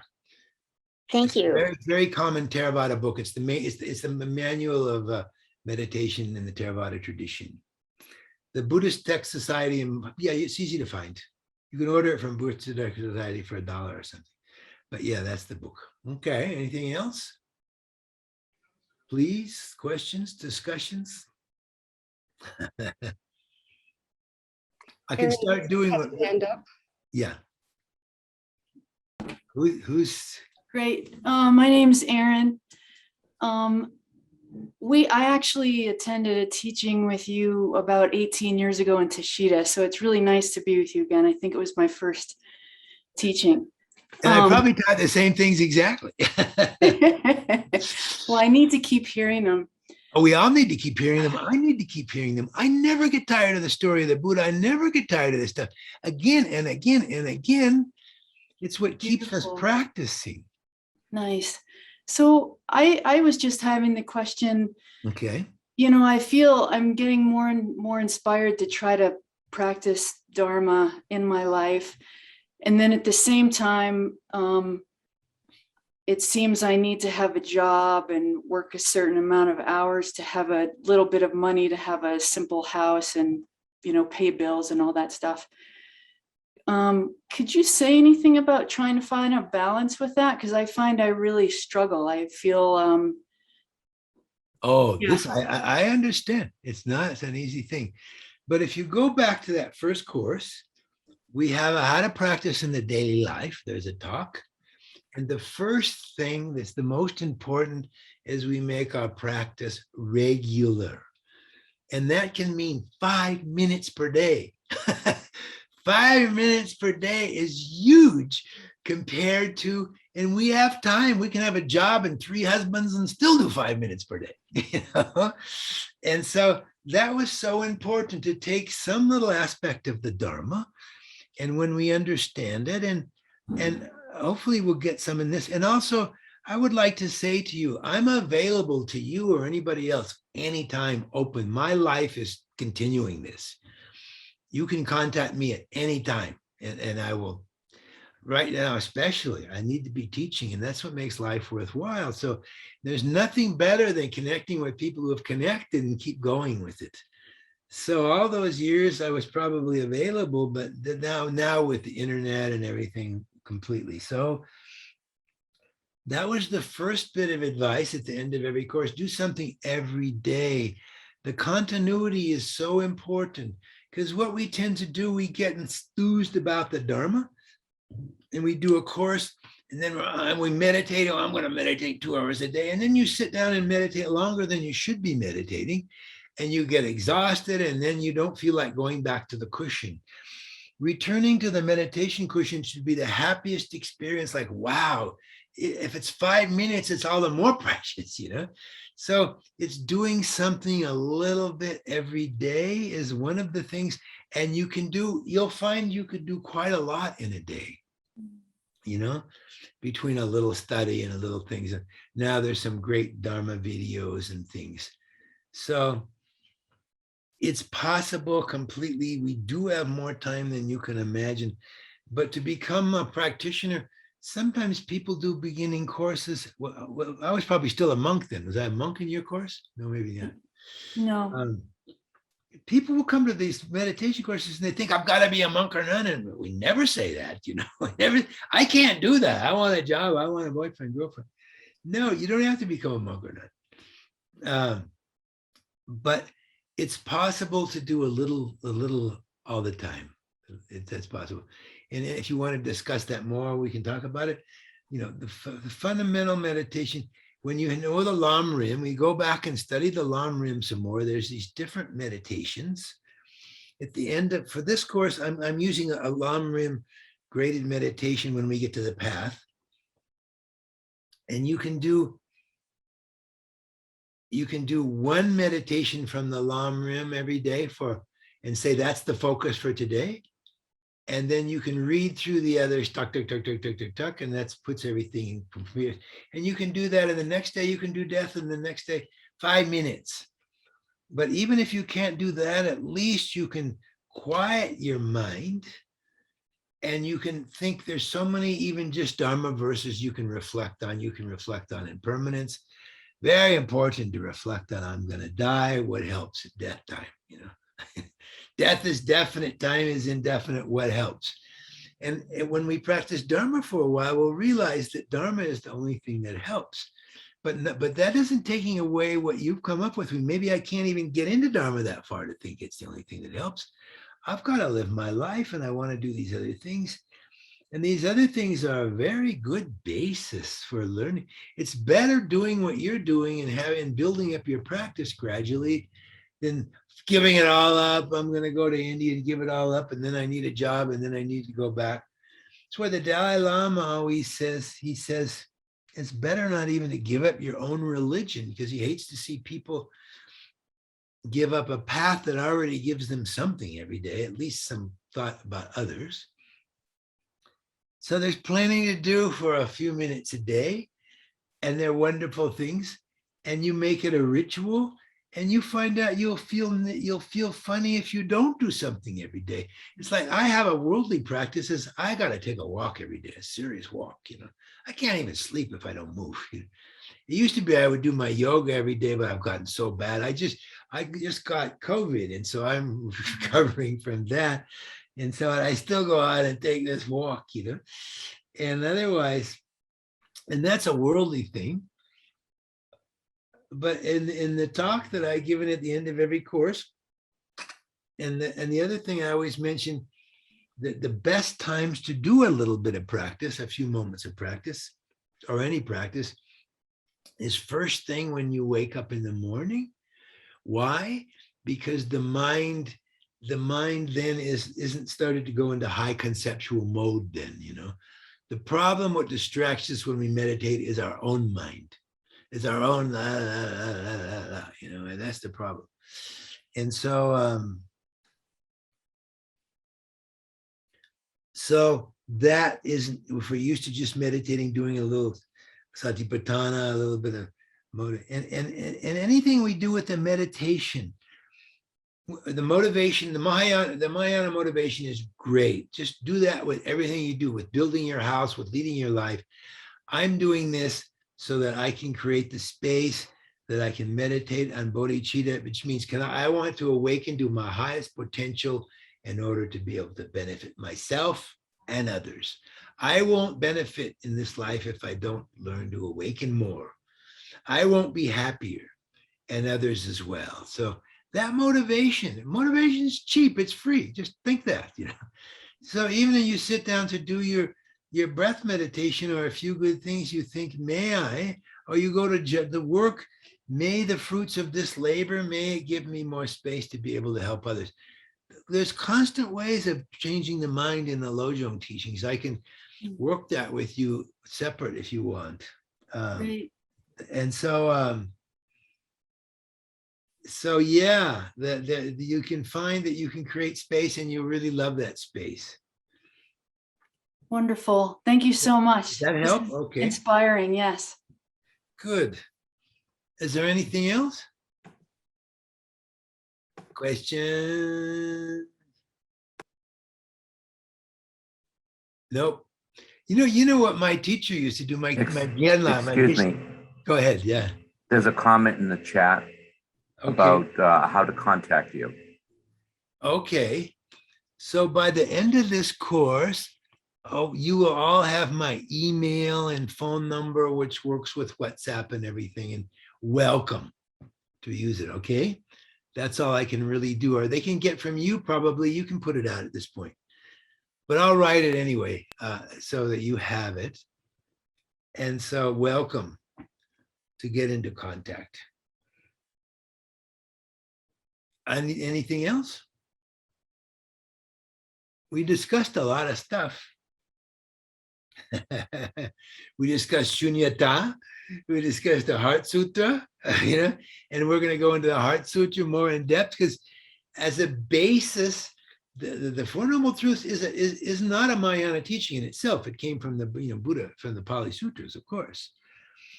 But it's part of the Mahayana, of course. It's the most important thing. It's the basis. But then it has the Mahayana motivation. So there's doing Mahayana motivation with whatever we do, like I was just saying to Aryan.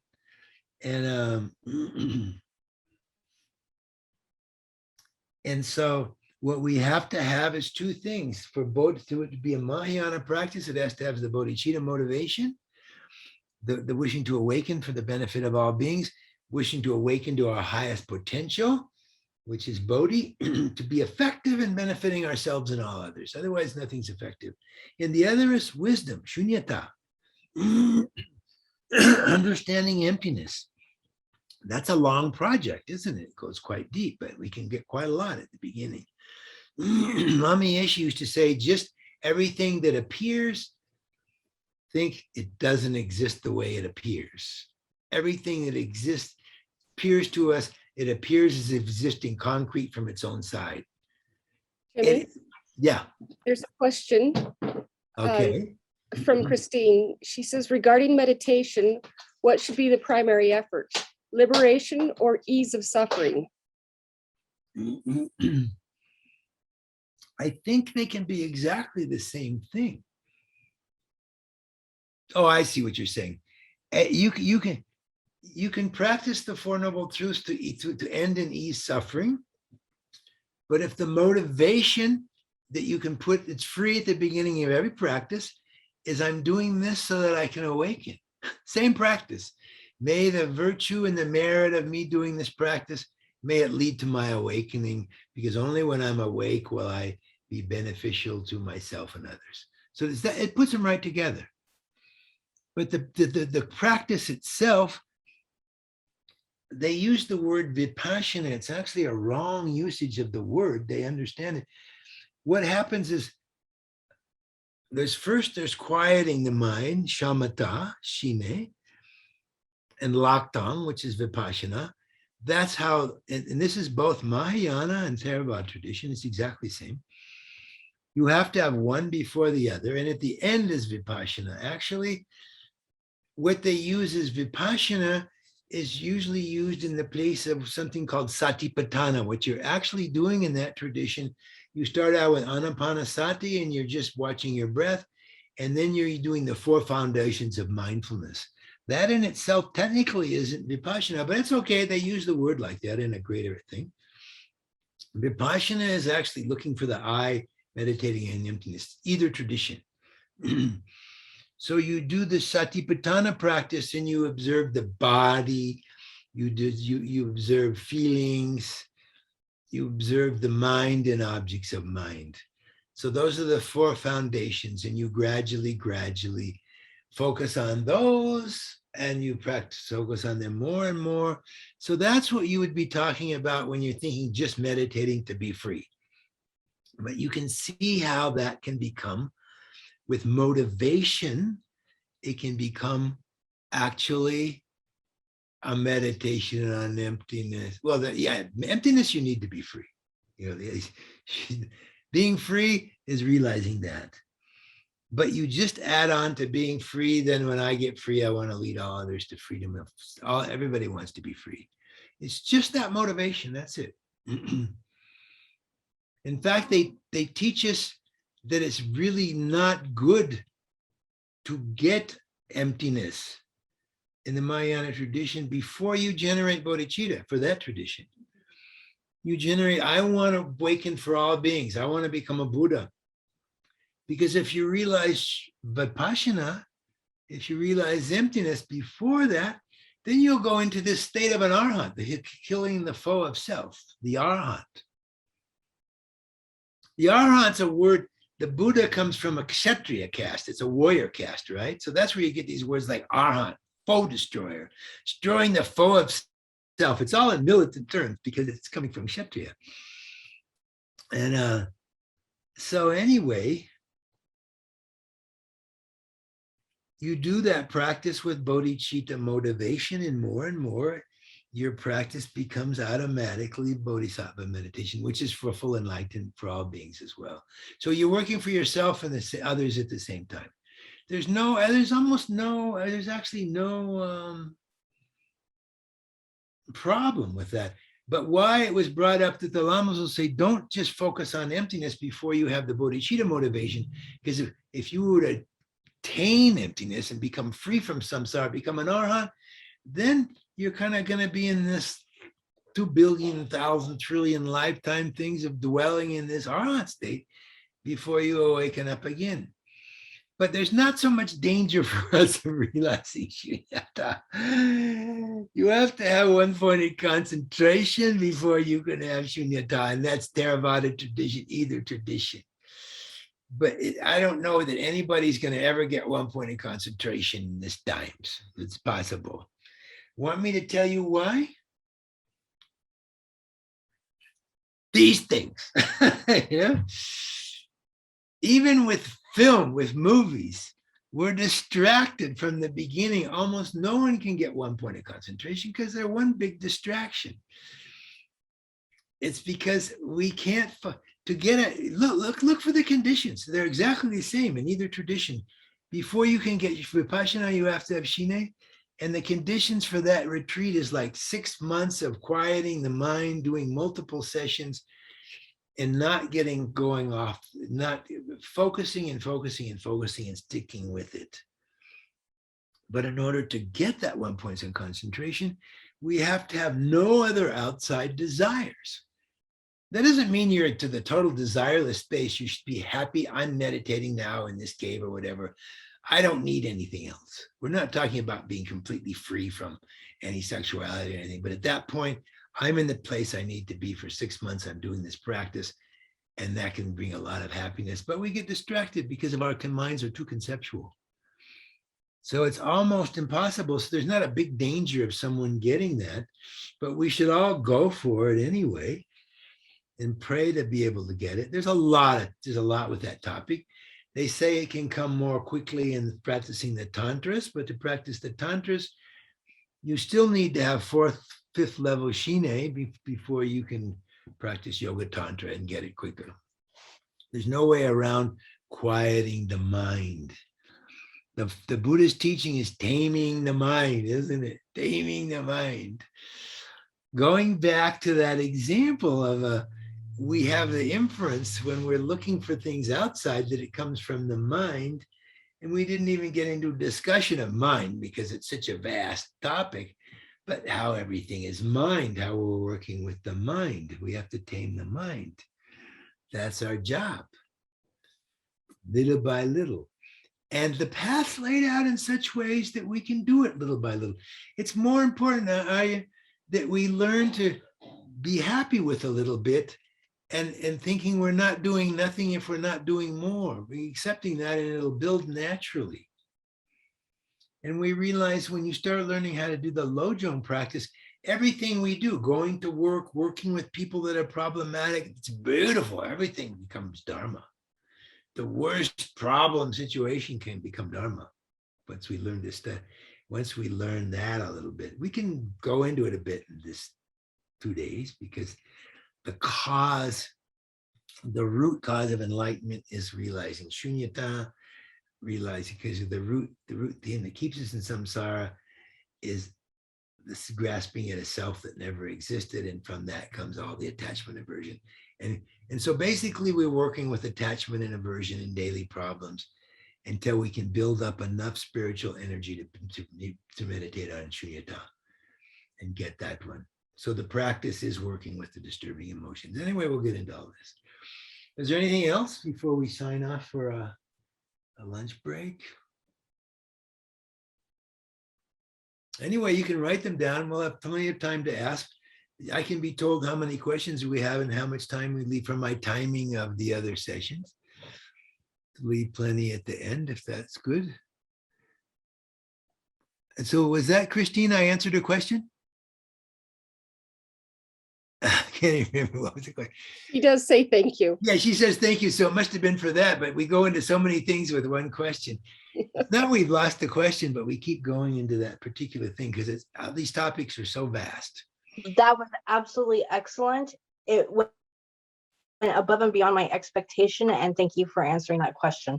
Okay, and as I said, how to contact me, my only reason to exist is to, otherwise I'm just a slag. I'm a lazy bum, you know?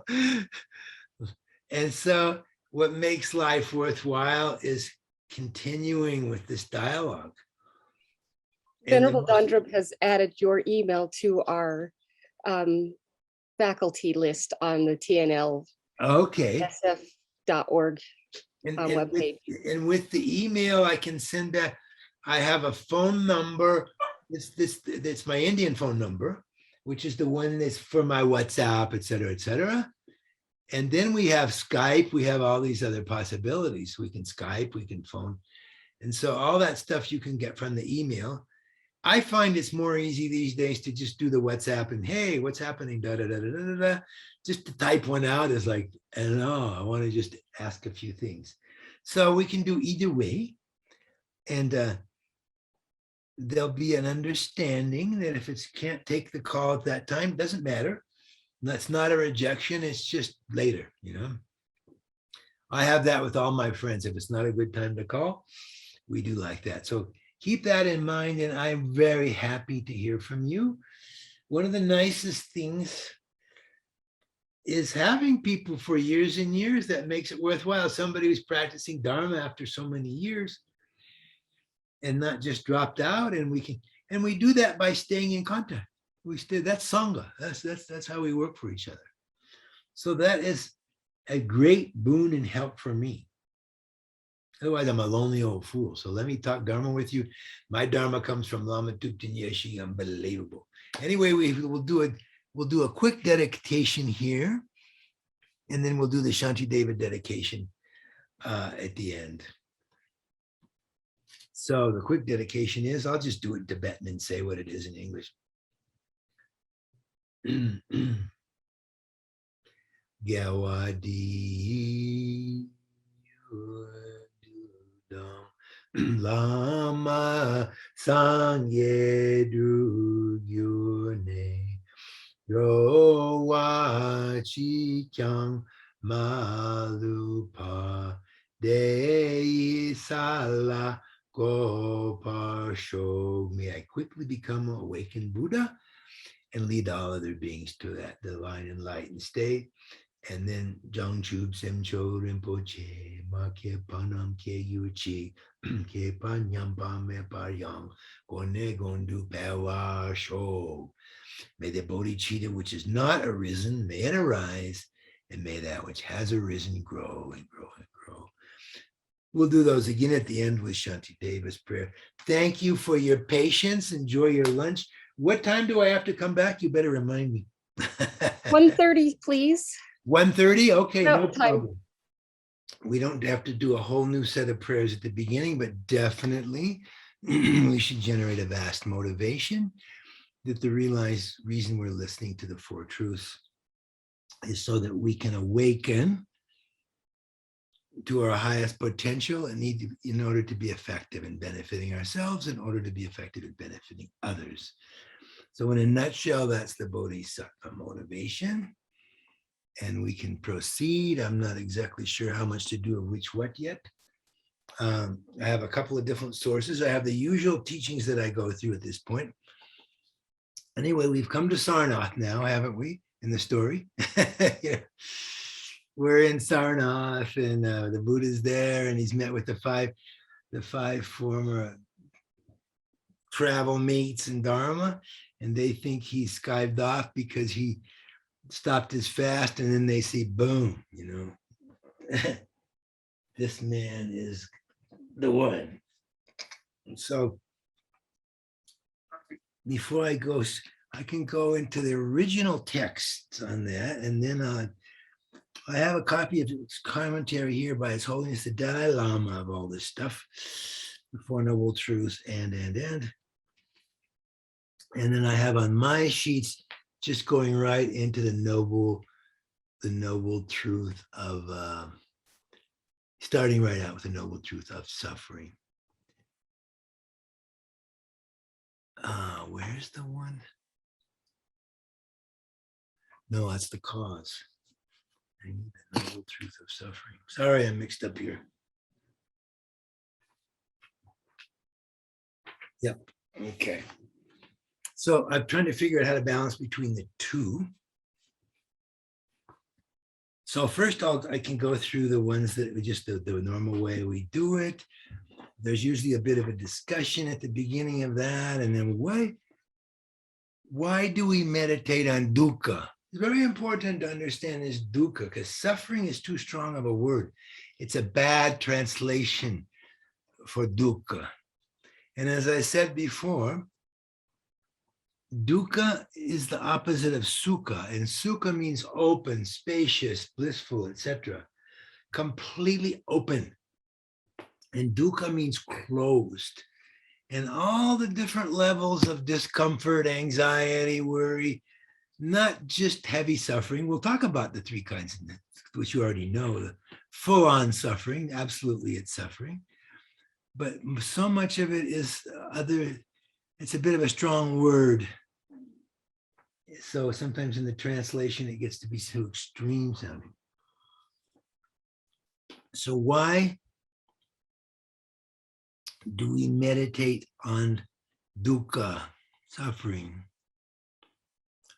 We do it so we can renounce it and we can renounce its cause.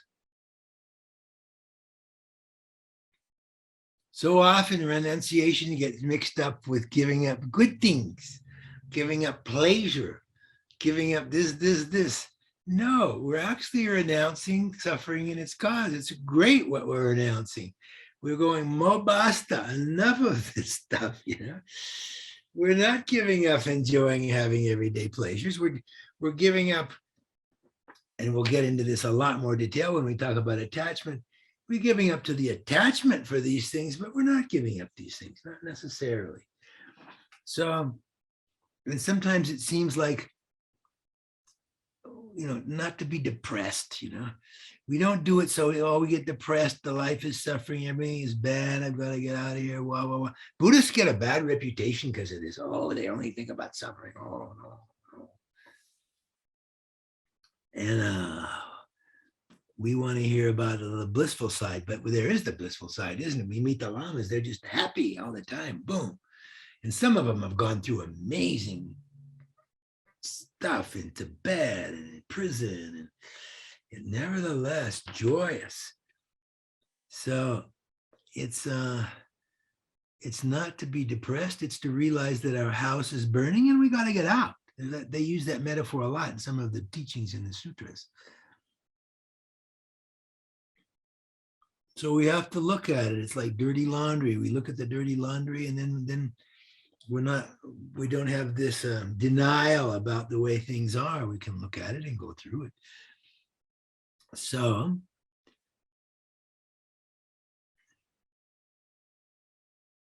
like that. And then I'll go into the normal list of them. Or maybe first I'll just read from the sutra itself, what the Buddha said, and then I'll go through the list that we use and then elaborate more later. And this is the Buddha speaking in the Establishment of Mindfulness Sutra, when he's talking about the Four Noble Truths and the truth of dukkha. And what, monastics, is the Arya truth of dukkha? Birth is dukkha, aging is dukkha, death is dukkha, sorrow and lamentation, pain, dejection, and despair are dukkha. Encountering the undesirable is dukkha. Being separated from the desired is dukkha. Not meeting what one wants is dukkha. In short, the five aggregates subject to clinging are dukkha. The body-mind complex. We're going to go back through the Heart Sutra. What about these five skandhas? Aggregates is a very bad translation. The proper literal translation are heaps. What we are is five heaps, just five piles. The Buddha used this language, very skillful, so we don't grasp so much at ourselves. Basket the body, instead of grasping at the aggregates. There are heaps. You have a heap, which is all of the different body, the parts of the body, the changing. There's the heap, there's the pile of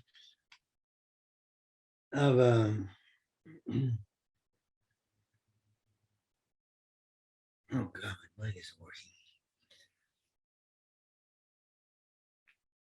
The heap of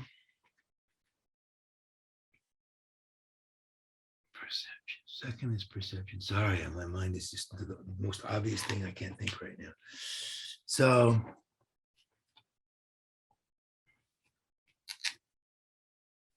there's a heap of feeling, different feelings. The second skandha is feeling, isn't it? And feeling isn't used. And we'll talk about this. We're going to go through the Four Noble Truths. We're going to go through feeling isn't the way we use feeling. Oh, sometimes a translator will take someone to see the geshe and they say, oh, I went to the fair and I had all these good feelings and I had some bad feelings. And they look, what is this person talking about? Feelings only means in the Buddhist language is something positive, negative, or neutral. Something feels good, bad, or neutral. That's it. No more nuance necessary. And so it's up. So we're a heap of our body functions, and I'll repeat this tomorrow when we go through the Heart Sutra. We're a heap of feelings. And then the next one, translated in many ways, a heap of perceptions. And then the next, and those are, there's 51 mental factors in the system of a Sangha. Maybe there's 49 in the Theravada. It doesn't matter. They're just dividing us up. Basically, you could say what we are is body and mind, nama and rupa. But they divided us up into body and mind, and then the ones that the body is the first one, and the one of mind, we have primary minds and mental factors. So there's 51 mental factors in this system. And so the Buddha gave an entire mental factor to feeling because it's so important. And he gave an entire mental factor to perceptions. Because when something appears to us, of course, it appears as if it's existent from its own side because we haven't realized emptiness because of ignorance. Everything that appears to us, everything throughout the day, when it appears to us, the first thing that enters our mind, well, this is good, this is bad, this indifferent, and that's feeling. And then the next skanda, the next heap is perceptions. So when these things arise, then the mind goes, well, I want the good, I don't want the bad, I don't care about the indifferent. So the Buddha gave an entire skanda to feeling, an entire skanda for perceptions, and put the other 49 mental factors into the next group they call karmic formations. It has names like that because of the importance of those two. And then the fifth one is consciousness. Those are the 5 primary consciousness and gross mental consciousness. So that's what we are, with the body-mind complex divided up by the Buddha. So it starts with that. So we'll go into that in more depth because that's about the Heart Sutta right there. So the Buddha didn't want us to get so attached to this body-mind complex. So he just said, instead of aggregates, he says we're a pile of feelings, we're a pile of sensations, just big pile, things changing all the time. It's like, we're not very concrete. Our problem is we think we're self-existent, concrete, but what we are, even down at the level of particles, called 5 heaps. That's a little less solid, isn't it? We're just 5 piles. And so that's what's being grasped at. And I think that's mentioned here by the Buddha. And what monastics is the truth of Buddha? Birth is dukkha. Aging is dukkha. Death is dukkha. Sorrow, lamentation, pain, and despair. We're going to go through these in detail in a minute. Not getting what we want is dukkha. In short, this is what it was. The 5 aggregates, the 5 skandhas, subject to clinging are dukkha. And of course, as we probably know, we generally think of samsara as going through these different, from hell realm to God realm, around and around we go, these different births. That's a very gross level. The definition precise of samsara is the 5 skandhas under the power, or they use the word under the power of the delusion and karma. Appropriated aggregates, they're called, appropriated by delusion and karma. More of that will come later. So this is just in the Buddha's first talk. And what monastics is the Arya truth of the cessation of dukkha? It is remainderless, fading away and ceasing, the giving up, abandoning, letting go, and detachment from it, craving. And what monastics is the Arya truth leading to the cessation of dukkha? It is the Arya Eightfold Path, and namely, right livelihood, right effort, right mindfulness, right concentration, etc. There's 8. And that's what they use mostly in the Theravada tradition, the Eightfold Path, isn't it? In these teachings, when we get to the cause of dukkha, we're going to go through the abbreviated Lamrim at that point, which includes all of the 8.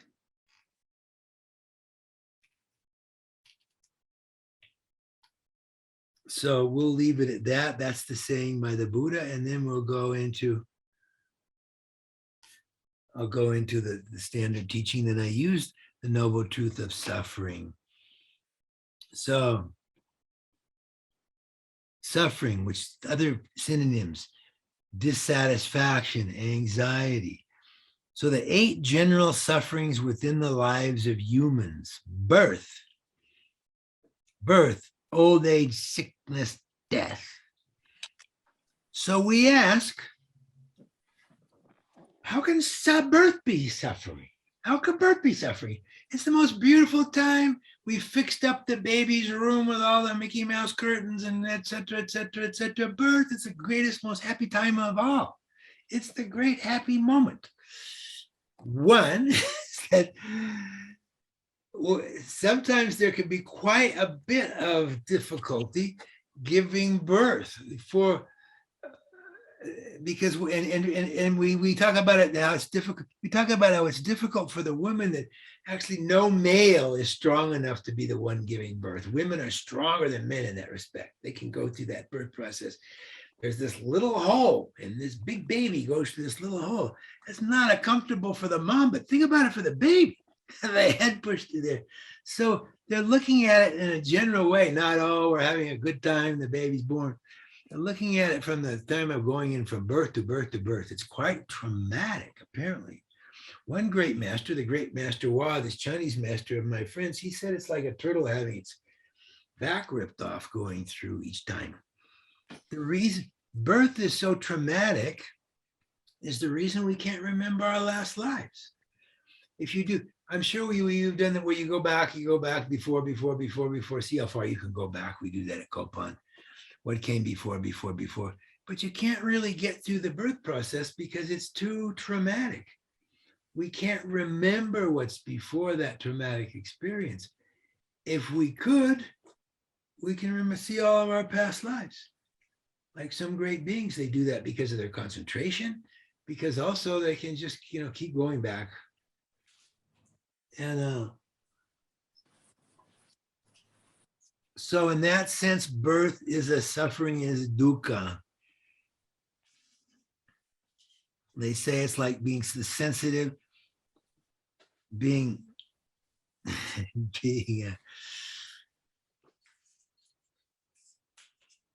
what is it they say? Between the Tibetans, they say between mountains, raw, sensitive skin. And they don't do this anymore. But when Lama Yeshe heard, the first time he heard that in the West, a baby's born in a hospital, it's traumatic enough coming out. It's traumatic enough going through this process. Welcome to the world with these big operating theater lights and all this stuff. No, boom, And then when he was told that in the West, sometimes they slap the baby. Like first thing they come in and they're slapped so that they'll breathe, which is totally unnecessary. And Lama Yeshe says, this is insanity. He says, I guarantee you, none of us were ever slapped when we were born and we managed to breathe okay, But now that doesn't happen anymore in the West as well. But getting into some of the things that happen in modern times, which I'm a very big critic of, now in modern times, every child has to get injections, vaccinations. By the time they're 8 years old, they've had 70. And they get one. The baby gets an injection for hepatitis B 1 hour after coming out. Think how that is. It's insanity, this whole thing with vaccination fanaticism. And mothers have asked, why? I thought hepatitis B was spread sexually or spread from needles that are dirty. Oh no, they put it on the list because everything they add to the list at CDC, they get another $1 billion and then everybody follows that list of vaccination. This is the controversy going around now, this whole thing about vaccination. So anyway, think about that. Worse than being 1 hour old. And mothers would start asking, why are you doing this to my baby? Anyway, birth can be traumatic. And so it's considered one of the sufferings. The first one, actually, and then old age. And then now we have the Buddha going to the 4 gates: old age, sickness, death. Old age is almost self-explanatory.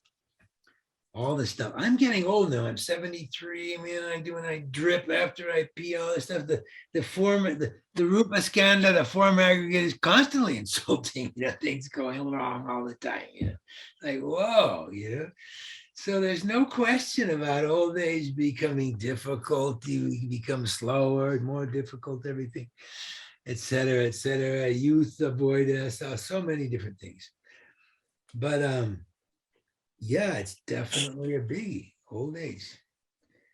And that's why, going back to the story of Siddhartha, he was taken to the gate, the eastern gate, and he saw an old person and he goes, what's going on? That's happening and we're not going to do something about it. What it means is we should be practicing now. This old age and death are what we're going to get. We should, every minute. That's an easy inference. That's why the stories are so powerful and they're just total reality. There's no fantasy or mythology about old age, sickness, and death. We should reflect on them regularly, not to be morbid, not to be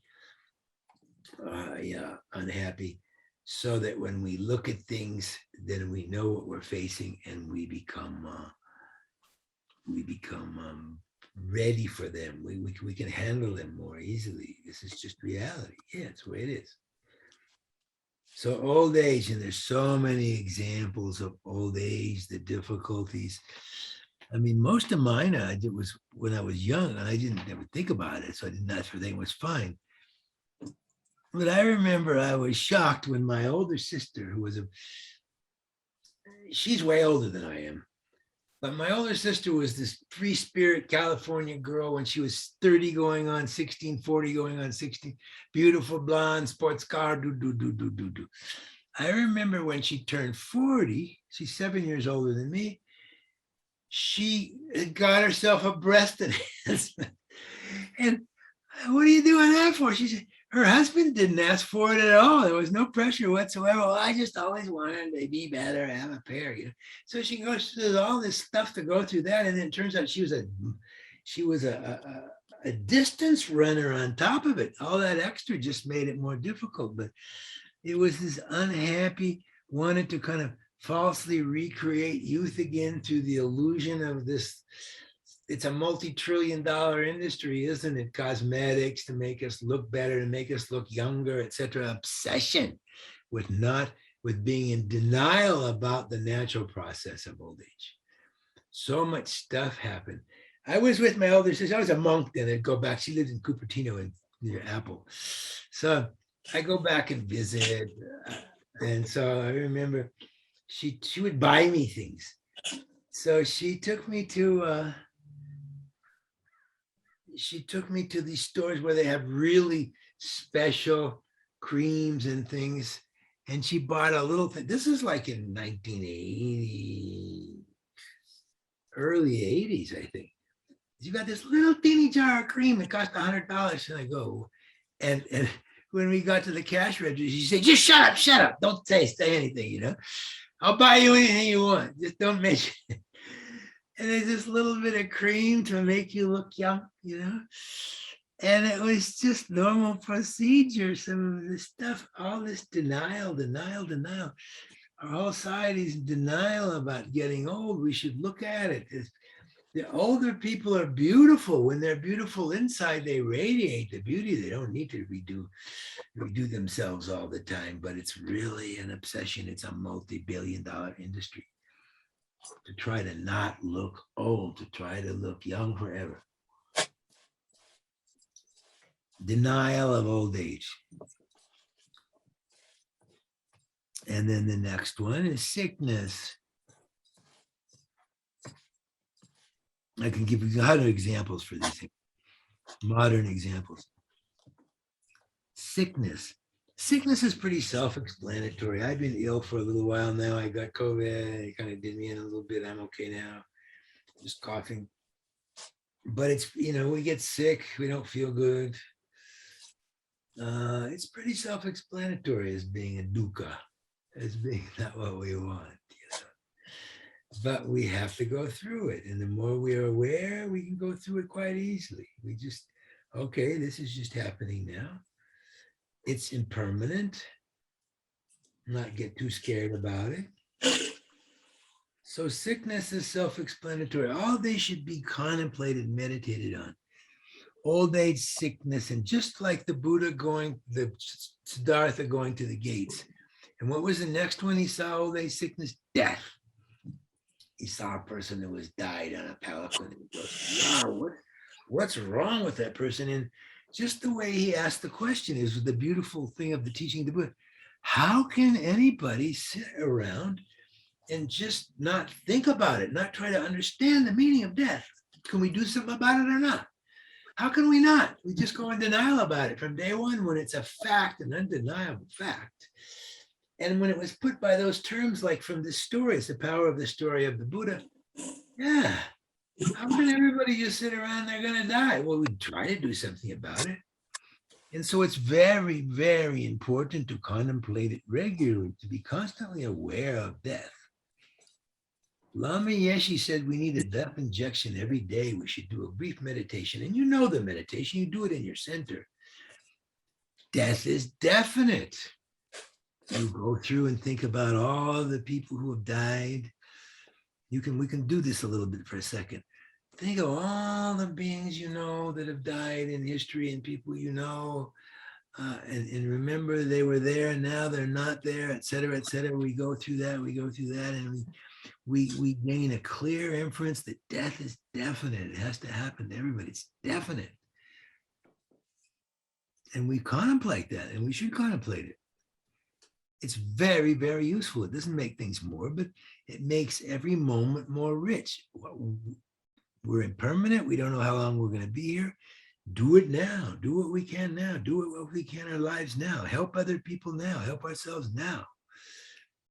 But there's a constant denial. We anesthetize against it. So the second contemplation is its time is indefinite, isn't it? We don't know when we're going to die. It's definitely we're going to die, and we don't know the time. We don't know the time. And there's all these tricky little ones you can do. There's so many heartbeats. Doom, doom, doom, doom, doom, doom, doom, doom. And which heart we're going to die at one of them. Which heartbeat we're going to die. There's all these ways of being creative with the death meditation. Like you come out of the womb with a noose around your neck instead of and then you're free falling and you don't know how long the rope is. All these examples of we don't know how long we're going to live for. So we should use this life in a good way. Even if you don't believe in a spiritual practice, you should use it in a way that you think is beneficial because it's going to end. Of course, it's best to use it in a spiritual practice because the whole point of a spiritual practice is that we can go through the death process and get a better birth. It continues. As I mentioned before, to get born, and then and what helps at the time of death? That's the last one, isn't it? You've all done this meditation. So what helps is some kind of dharma, whatever your dharma is. That's the only thing that can help. You can't take it with you. The only thing that helps is the realization that you have, however much you've tamed your mind during this life, a lot of that you can take through into the next life. The habits. We'll get into karma. Karma is just habit. So if we have a habit of openness and virtue and friendliness and kindness and compassion, we can take through that into the next life. The Dalai Lama, I'm sure he can remember a lot of his past lives, but what he always says is, I can remember that I was compassionate. I know I was compassionate in the last life. And a lot of us can do the same. It's because it's whatever our habit is. What our habits are of this life are reflective of what we did in our last lives. If we're habitually compassionate, habitually loving, equanimity, all of these four immeasurables by habit. Karma is just habit, action, habitual action. So it's very, very good. Lama said we should meditate, and not just in the Buddhist tradition. They say you should reflect on death because of to make life more rich, that we use our time every second. I could be dead, I could be dead, I could be dead. That's not to be morbid, and then we act now. Lama Zopa, yeah, he likes to get the New York Times and read the obituaries. He only reads, yeah, this person died. Just look at all these people that died. No, no, no.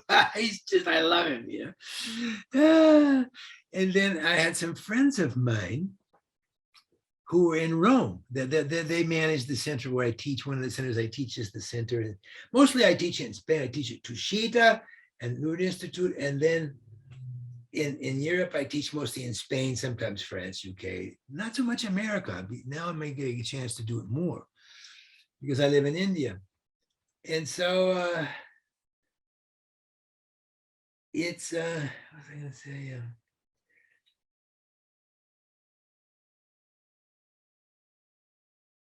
The habit of what we can take to our next life. And whatever habit. So we want to have a habit of love, we want to have a habit of compassion and a habit of loving kindness. A habit of compassion and a habit of generosity. That will protect us. A habit of, what I said it earlier in the day, the habit of, we realize that the habit of non-harmfulness, that habit we can take. By not harming beings, we're habituated spontaneously, we never harm. That is the cause of a human birth. That's all it needs. That'll guarantee you, boom, boom, causal relationship. But I said this earlier in the day, that's not enough. Added to that, you also need that of generosity. The generosity gives us all the other things we want. And I talked about it in terms of the 7-limb puja. So that'll get you a human birth, and that'll get you human birth with lots of good things, but that's not good enough. We want to meet the teachings again. And the best way to meet the teachings is we pray to meet the teachings and create a cause to make the teachings. Every time we make an offering, a mandala offering, may I meet the teachings, may I meet my guru. Again, in the next life, that creates the cause to do that. Then we're covered. Then in the next life, you'll be born human with anything you need, and you'll meet your teacher. It's pretty simple in a way, but that's just what needs to be done. So this meditation on death is very, very important to realize that what can we do about it now during this. And so, yeah, death. There's a beautiful story, one of my favorite stories of the Buddha. You've probably heard it. What are we up to? What are the time we go to fourth? 3 o'clock. 3 o'clock. Okay, it's just now 2 o'clock. So this is one of these great from Sutra, and it's called the Parable of the Mustard Seed. I don't know if you've heard this teaching. Most of these are more in the Theravada because they read more sutras. You know, the thing about the Tibetans, they don't read enough sutras, but they put together these compendiums of the Lamrims, which includes everything from the sutras. So, but the sutras themselves are eminently readable, including Mahayana sutras, but this is such a delightful one. The Parable of the Mustard Seed. There was a woman whose baby died in ancient India at the time of the Buddha. And she just goes crazy. She's going mad with upset. My child died, And she goes around, she wants someone to do a puja to bring him back. Do something about it. Do something about this death. Total denial. And in India, they have this thing, well, it's just a matter, do a puja. You know, puja will make it happen. But even that one, they know the finality of death. So she's going around and driving everybody crazy. She goes around to all the different people she meets with this baby in her hand, and please do a puja to bring back my child. And so finally she meets kind of a wise person, and he says, Guru Shakyamuni, the Buddha, is not very far from here. He's the greatest being on the planet. He's the most wise, the most powerful, etc. So if anybody can do a puja to bring your child back, he'll be the one. So go see him. And so she goes and visits Shakyamuni, and he was completely open to her. You know, all the monks are there, and you know, and he has them all move aside to listen to this woman instead of they're probably just going, oh, this crazy lady, get her out of here. You know, he puts full attention on her. And he goes up. And so the Buddha says, okay, I'll do a puja. I'll do a puja to bring your baby back. So what I need is a certain ingredient for the puja. I need some mustard seeds from a household where nobody ever died. So skillful, the Buddha, so skillful. So that's what I need. So she goes around to house after house after house. And does anybody ever die here? Oh, yes, we lost our grandchild. We lost our grandfather. Everybody has their tears and suffering of losing somebody. So that way the teaching was given in a way that she got it. She got it completely because she went around herself to everybody. So skillful, the methods of the Buddha. So finally she realizes, that's no way, So she goes back and her and the Buddha go to bury or cremate the child together. So the parable of the mustard seed, very nice teaching about death. And then we have, so birth, old age, sickness, death, and I'll read them all, the 8. These are the 8 general sufferings within the lives of humans. These are straight from the Buddha. Birth, old age, sickness, death. The 5th is being separated from what we desire. The 6th is meeting the undesirable. The 7th is the suffering of not finding what we seek. And the 8th is of having a body, which is a magnet for suffering. Things always go wrong if we have a body. That's in the category of the 8. And then there's the category of the 6 and the 3. But we're going through the 8 first. Jimmy, can you say that one more time? Which, list them off? Yes, please. All 8? Sure, easy. After death? Oh, after death. Separation from what we desire. That's the 5th. Meeting the undesirable is the 6th. The 7th is the suffering of not finding what we seek. And the 8th is the suffering of having a body, which is like a magnet for suffering. And some of these, when we get to the 6 and the 3, they overlap a little bit, And so those are the ones that were given by the Buddha, and even we just read, I think, from his sermon. So then we come to being separated from what we desire. This is bigger than death. This is the big one, isn't it? Oh, my baby left me. My baby died. Oh, my girlfriend, boyfriend. Oh, separated from the undesirable is huge. It's huge because every song, every poem, every opera, every novel, we get this again and again and again and again, isn't it? The story of, oh, I lost my baby. I lost the story of the blues. The blues. The blues is just a cold gray day and all night long it stays that way. The blues is a one-way ticket from your love to nowhere. The blues is a black crepe veil ready to wear. That could be the Buddha, but it's Duke Ellington. So exactly, the lyrics of the blues, I think that's why when we listen to the blues, they're so honest. They're so honest about the reality of suffering. And that's why there's some catharsis that takes place in the number one. That's always the problem, bigger than any other one, is the suffering that my baby left me. It's the theme of so many things. It'll come up again when we talk about Tonglen practice, yeah. So anyway, it's a biggie. It's really a biggie. And everybody understands it. For a lot of it's worse than death. I lost my baby. Being separated from what we desire, and then meeting the undesirable. Yeah, you run into some situation, your ex-husband in the supermarket who the whole thing, a police car behind you is going to give you a ticket. We meet the undesirable a lot, don't we? Just the difficulties we go through, all the stuff we're going through with this pandemic. And yeah, it's all about meeting the undesirable and having fear of meeting the undesirable. the fear. We have to talk about the 8 worldly dharmas. That's so important. We'll have to do it right. It usually comes up before the sufferings, but anyway, we'll do it. It's such a fundamental teaching at the beginning. So that's those, and the suffering of not finding what we seek. This is like success, fame, wanting what we seek. I am going through this now big time.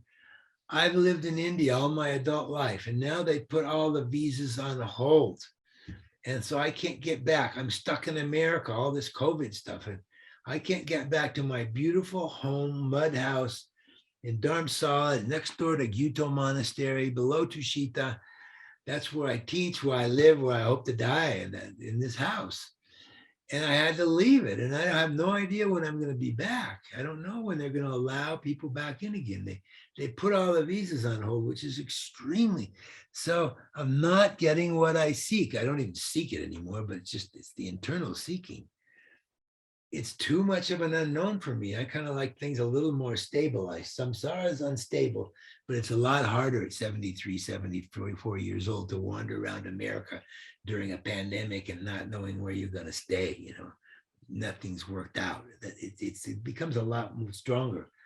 If you're younger, okay, it's just another adventure. I'll go here, I'll go there. And there's complications to that too, which I won't go into right now. I just can't go wherever I want. So anyway, not finding what we want. We want success. We want people to like us. In this case, I want a visa. I want to get back to India, my home. And the suffering of having a body, which is like a magnet for suffering. That's pretty self-explanatory, isn't it?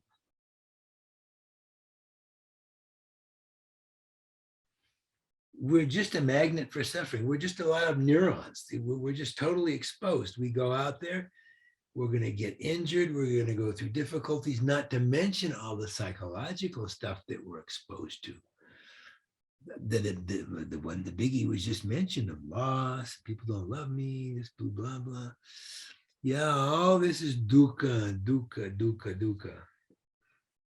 So then we'll go through kind of quickly, and then we'll talk around it more. Then there's the 6, those were the 8 general sufferings within the lives of humans. The next is this, and these are straight from the Buddha's mouth. Then there's the 6 sufferings of all beings. Now that's would include animals, etc., I would suppose. And they're called general sufferings, the 6 general sufferings. So the first one is uncertainty. Nothing is stable or unchanging. In the biggest, grossest level, we go from the upper realms to the lower realms. We go from rich, we go to poor, we go from hungry to going to et cetera, et cetera, et cetera. There's uncertainty in samsara. We know, and we learn to accept it, because that's what, to practice Dharma, we have to accept it. Things are uncertain, nothing's definite. So the second one, and these are redundant a little bit, I don't know.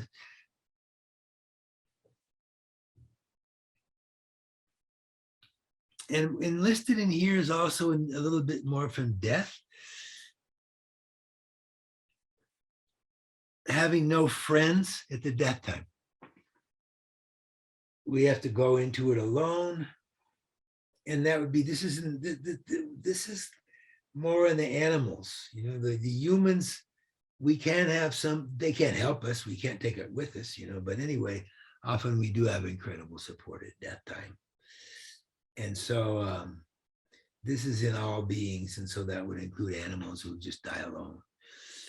And not that that's an ultimate solution. We're taught that, you know, some ways as a yogi, yogini, it's better to die alone. And then this is a bit redundant. It's the same way. Oh, and then also, also the suffering, uncertainty. It's a little bit like the one of getting what what we don't want. The stock market crashes. Imagine the stock market crashes. Everybody's broke. 1929. Everybody's, because the uncertainty of the stock market. And now we're always getting worried it's going to happen again. There's going to be a bigger one next year, 2 years from now, or a bigger one. Yeah, uncertainty. Buy insurance now, which is a joke. You can't insure against it. It's like everything. So out of fear, trying to plan ahead, we try to do all that stuff. We'll spend anything to plan ahead, but there's no guarantee, is it?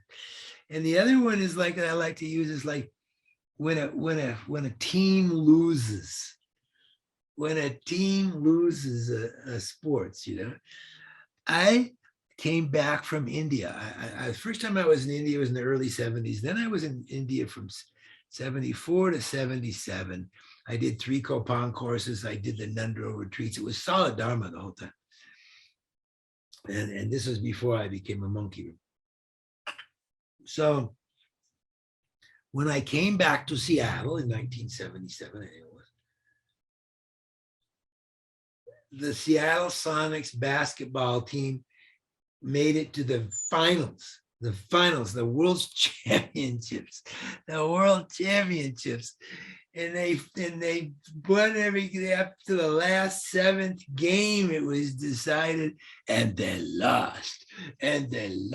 Oh man. And there was this beautiful player. He was called Downtown Freddie Brown. He was the real character of the team. He could shoot the basket from mid-court. This is before, and he was a fantastic shot, but he was old. This is going to be his last season, probably. He's older for a basketball player, so he knows he isn't going to be back. And afterwards, this was such a contemplation for the Lam.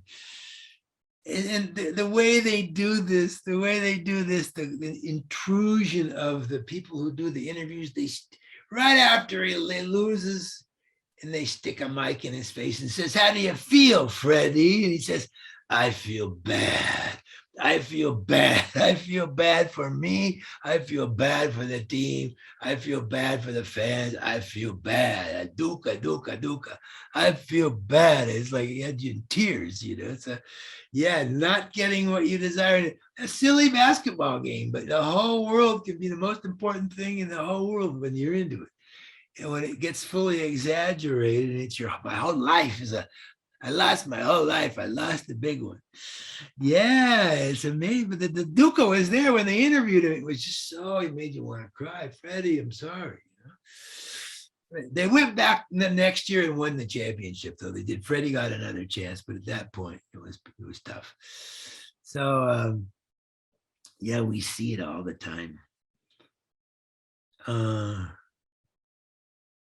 The uncertainty, endless rebirths. A lot of these are redundant. We're born again and again and again and again and again, endless rebirths. And this very much fits in also with our, which I love the teaching of, as the 3 watches of the night for Siddhartha before he got enlightened. With his one-pointed concentration, he looks back and he saw the whole thing. Endless rebirths. Endless born, old age, sickness, death, marriage, divorce, again. And contemplating that is a very powerful thing for us to wish to stop the cycle of rebirths. We want to, Mobasta, I want to stop this one. Going through again and again and again. It's very, very good contemplation. It's very real. That if you just hearing that story of the Buddha, I go, wow, yeah. There was one monk. He was a very brilliant guy. He became a monk. He was an Indian, and he graduated. He went to college. Then he got his master's degree. Then he went to and got his doctorate degree in physics or something in Columbia in America. So basically, he went to school for 30 years. And he said, he was a good teacher. He says, the contemplation that made me want to get out of samsara is I don't want to have to go back to school in the next life. I don't want to have to do that. That was a strong image that he could conjure up and think. I don't want to repeat that. I gotta get enlightened or I'll go back to school. We can find our own devices and this repeat again and again and again. So yeah, I don't want to do that. I remember after I graduated from high school, I think it was, sometimes I went on to university, but I would have dreams about in the hallway and I'd open the door and it'd be a classroom and I'd go, no. So whatever it is that we have to do again and again and again and again and again. So endless births, uncertainty of future births. Will we be in the lower realms, the upper realms, etc. That's why we have to think about what I was just saying, how to assure that we're going to get a human birth. It's very possible. Morality, generosity, and pray to the guru, the Buddha that you meet again. And then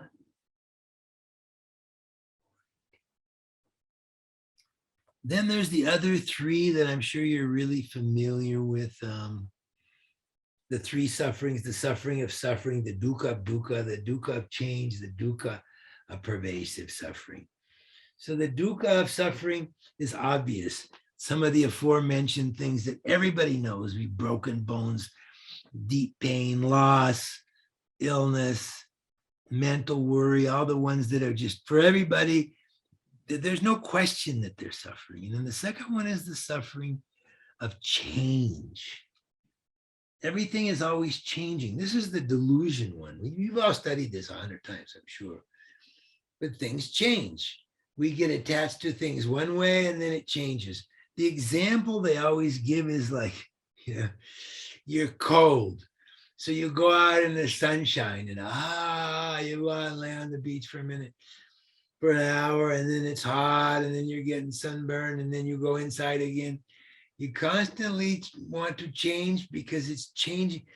The suffering of cold changes in the suffering of being too hot, etc., etc. It has a lot to do with relationship. The suffering of being alone changes in the suffering of being smothered by being around someone all the time. We go through those cycles all the time, or maybe did in my case. Not always, but it's like that. So change itself is difficult. Right now, I feel a really difficult suffering of change of being here in America, which I left in 1991 to go off to India and study Dharma, and then went off to become a monk for 15 years. It's like all of a sudden I'm thrown back into this culture and I'm not really prepared for it. I don't have the money, the job, the house, etc. So it's one of the reasons I'm appreciative. I'm appreciative that I was given a chance to do some teaching here at the center in New Mexico, Lozong. Because what happened is Rabina, who's an old buddy of mine from way back, she suggested you should get Jimi to teach here. You should do that. She knows I'm in America and all my things happen in India, Tushita, Europe. Most of my teaching is there. And then every second year I do a tour of Spain and go to the centers, Ozaling, and occasionally Jamyang and London and a few places, but America, not so much. So I gave up my roots here, so it's very nice to be able to feel connected and be invited to teach. I taught at the center in New Mexico about 3 years ago. I was invited to give a talk. It went very well, but at that time I was cozy in my home in India. I was just over here visiting, I can always go back. I got a return ticket to India. So it went very nice. It was nice meeting the center at that time. Some of the people I can't remember, were there at the time.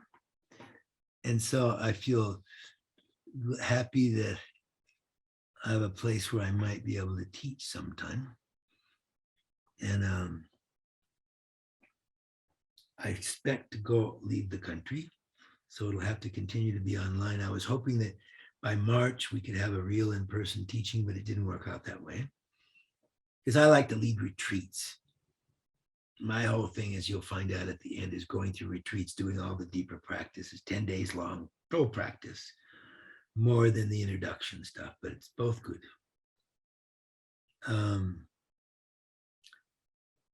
And so the suffering of change and the pervasive suffering. Yeah, just the fact that we have the five skandhas, we suffer. It's built in. It's like that. So I might let it, and I can elaborate on this tomorrow. Some of it. And then I can go usually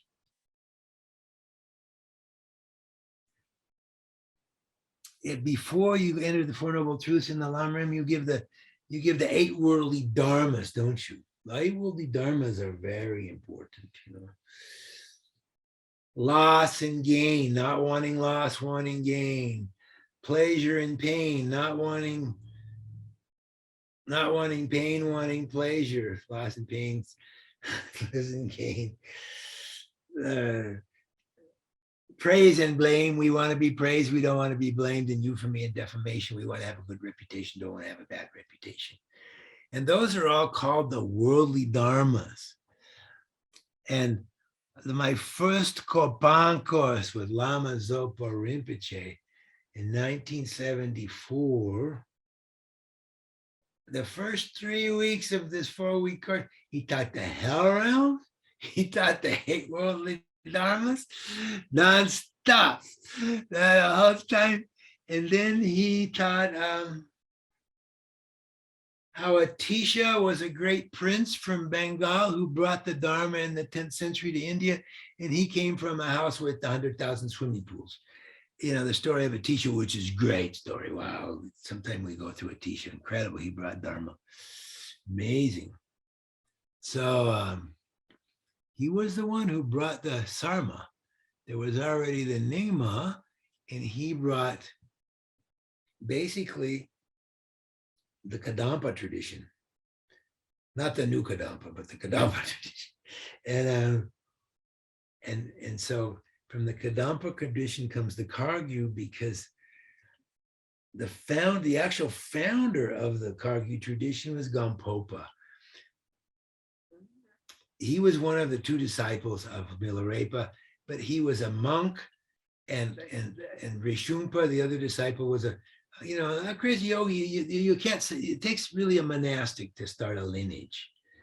And so it really didn't start with Tilopa Naropa.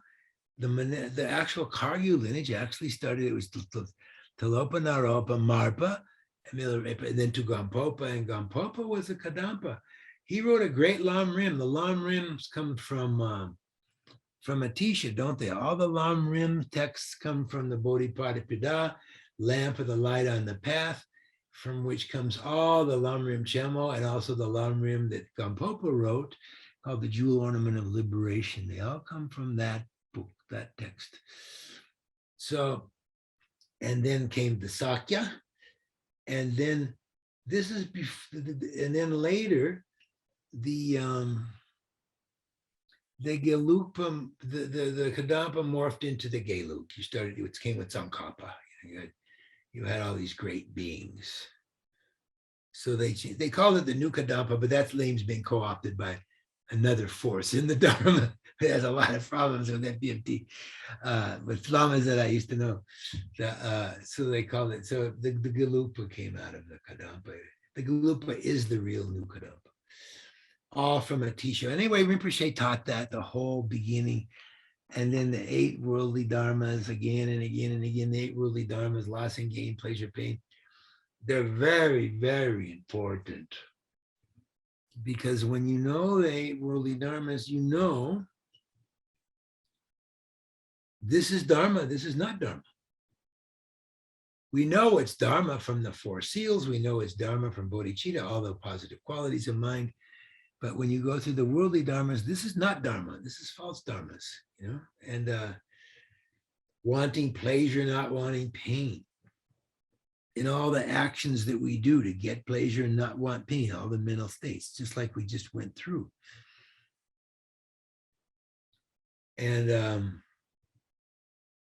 it's extremely important because there's 2. I remember I always had trouble with the teachings because they listed off 51, they listed off all these negative mental factors. but they never mentioned fear as a negative mental factor. It never, where's fear? Right? Fear is so important. So, and I can never find it. No, for some reason in the 51 mental factors of a Sangha, I don't list fear as one. But where fear comes in is in the 8 worldly dharmas. It's afraid of getting what we don't want, afraid we won't get what we want, afraid of we won't get pleasure. Right through all of them, fear runs throughout that whole process, doesn't it? And fear is very, very important. Let me see my Heart Sutra here. Very, very important.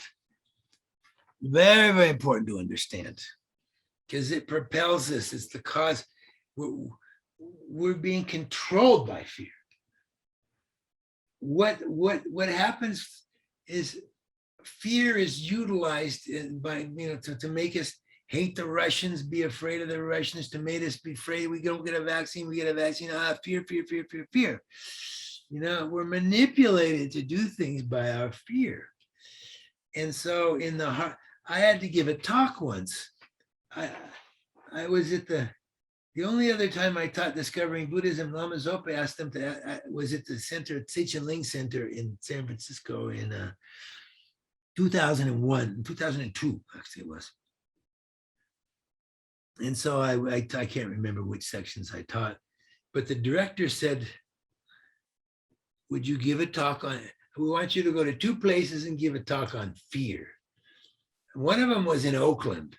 I don't know if you know Oakland. And the other was in Marin County. Oakland is the toughest town in the United States. The Black Panthers came from there, the blacks, and street fighting, whoa. And so I went, and I was looking around for sources in the sutras and things on fear, discussions on fear. I found some of the best ones from Joseph Goldstein, who was a teacher of mine. I did a 3-month Vipassana retreat once, or a Satipatthana retreat. But the one scriptural reference I found was in the Heart Sutra. These are some of the most important. I was going to go through this again tomorrow. Remember, we've gone through no body, no mind, no visible form, no sound, no smell, no Four Noble Truths, no origin, no cessation of path, no wisdom, knowledge, no attainment, and no non-attainment. And here's the line. Therefore, Shariputra, because there is no attainment, the bodhisattvas abide relying on the perfection of wisdom without obscuration of thought, and so are unafraid. So until we realize that there's nothing to attain, there's no attainment and no non-attainment, we're going to have fear that we won't get what we want, exactly from the 8 worldly dharma. This is so important.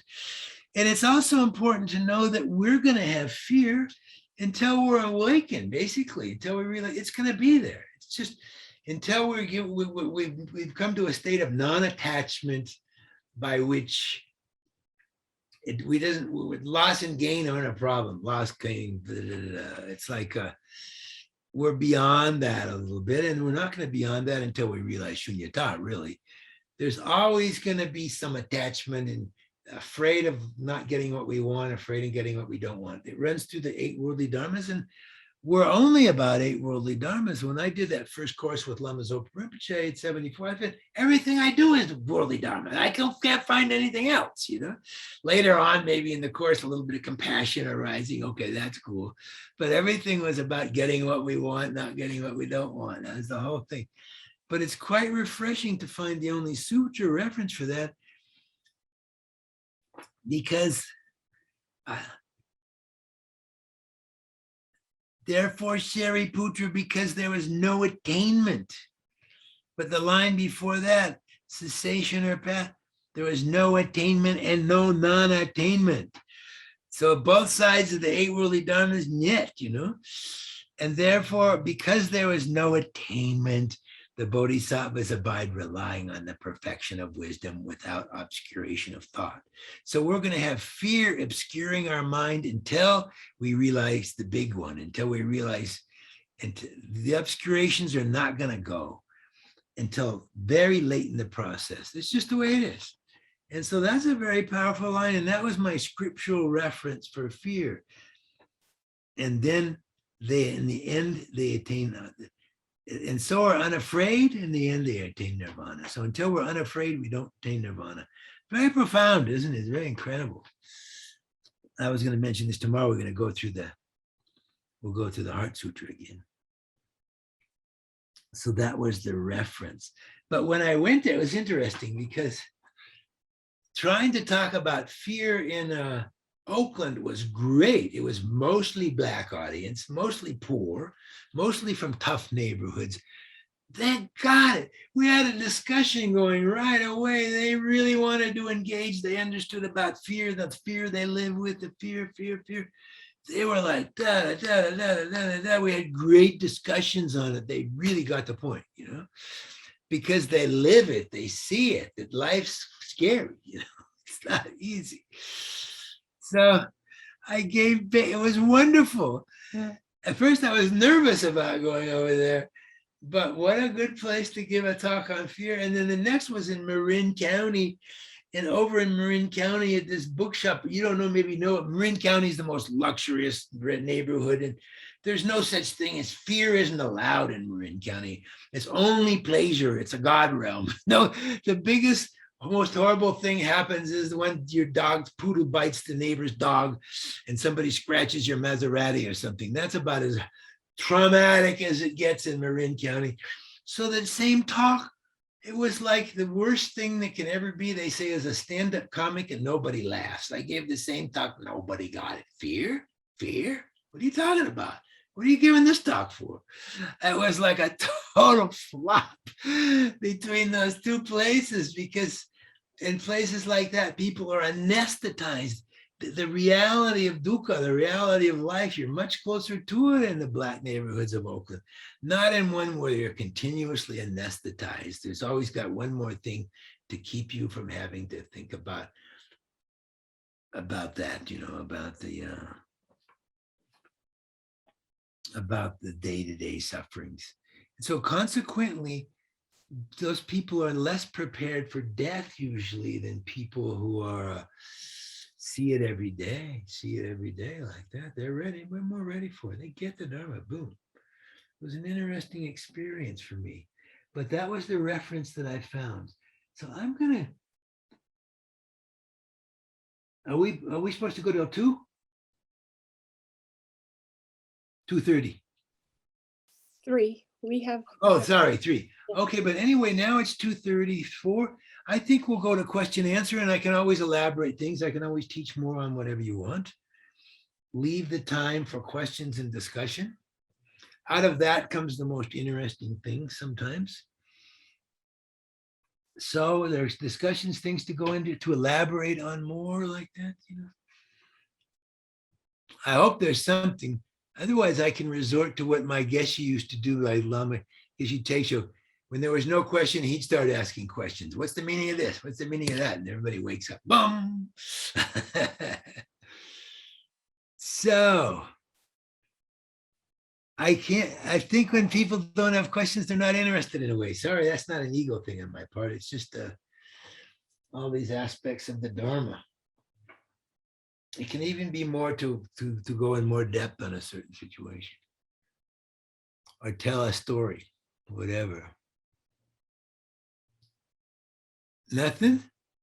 Are there any written down there? Is somebody? Okay.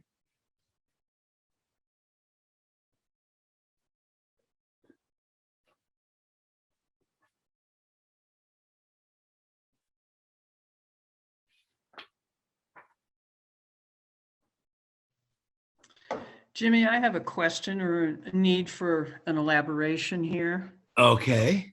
And this comes from the morning session, and I'm not sure I just heard everything and got it right. So, well, this is the reason. If questions can be, you got it right and it doesn't make sense, or you didn't get it. Either one. It's really good.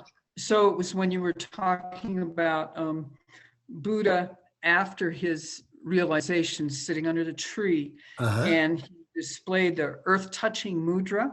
Right. And you said something like, I didn't quite catch it, that now the earth knows I am enlightened.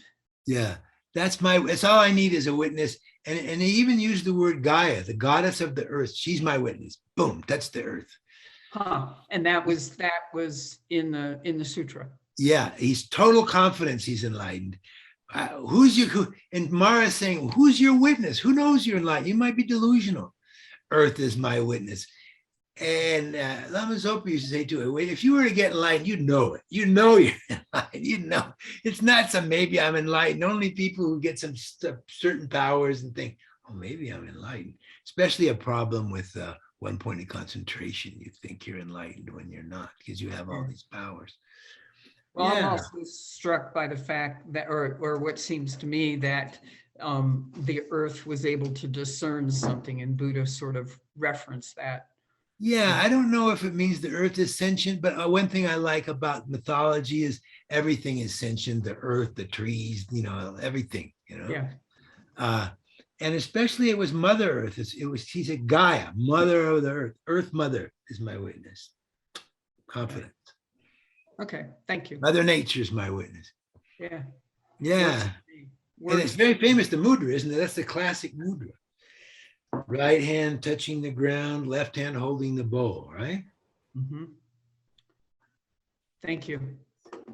There's one little good story from that one. I mean, I like to tell stories from my experience with the lamas.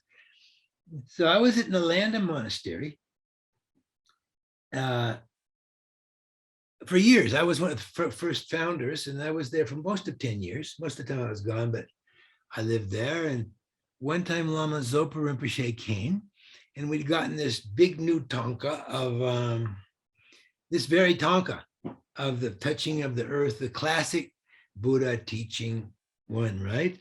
And he didn't have the begging bowl.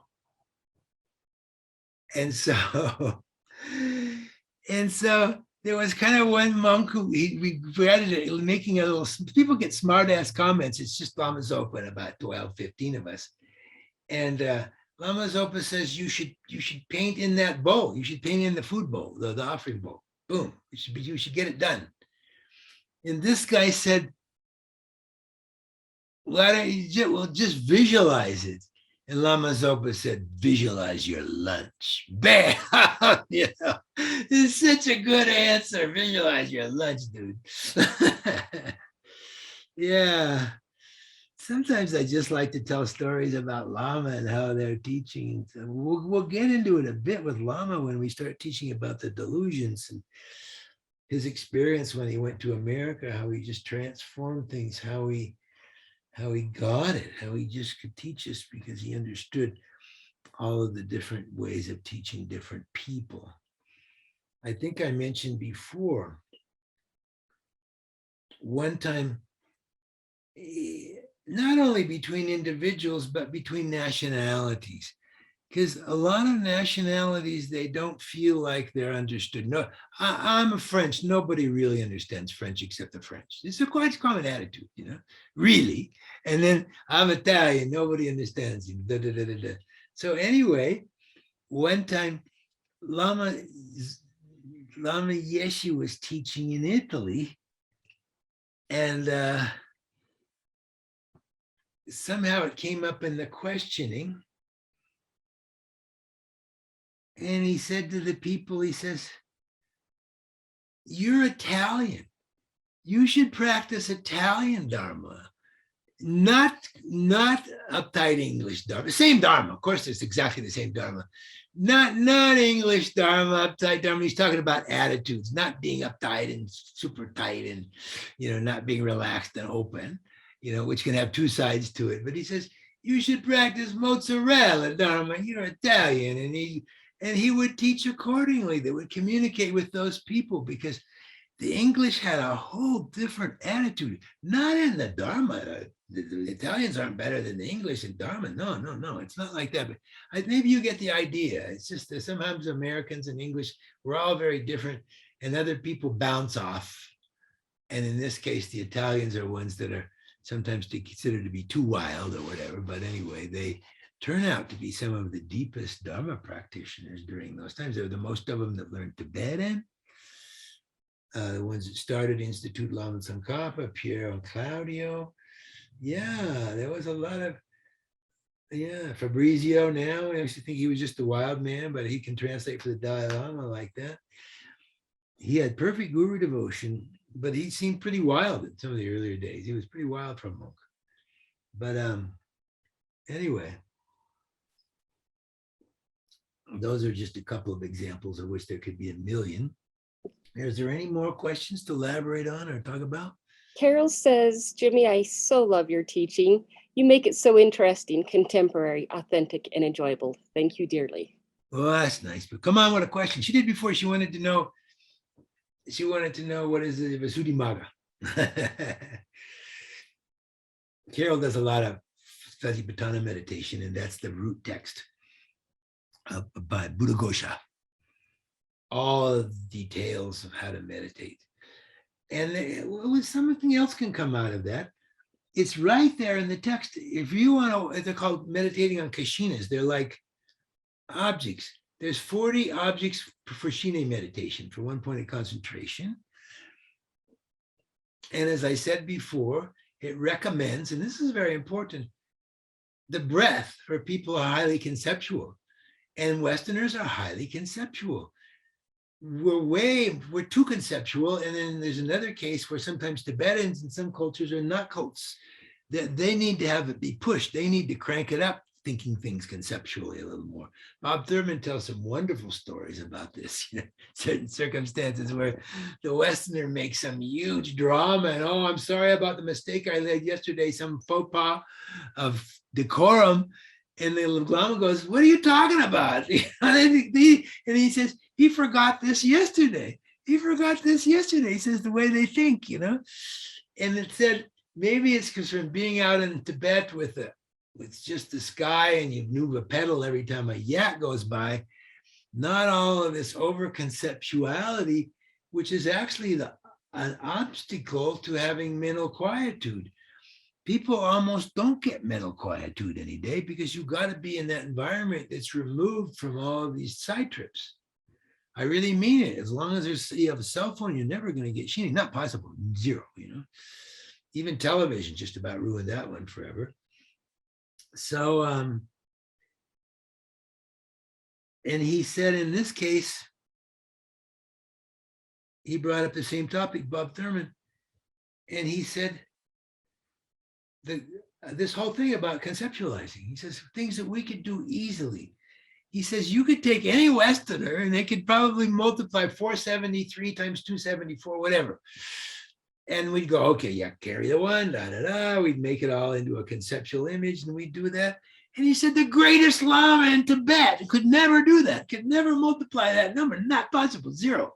But we can do it because we're so conceptualized. It's an example of how we do things all the time. And he said, there's no way. And so sometimes they're just not so caught up in all of this,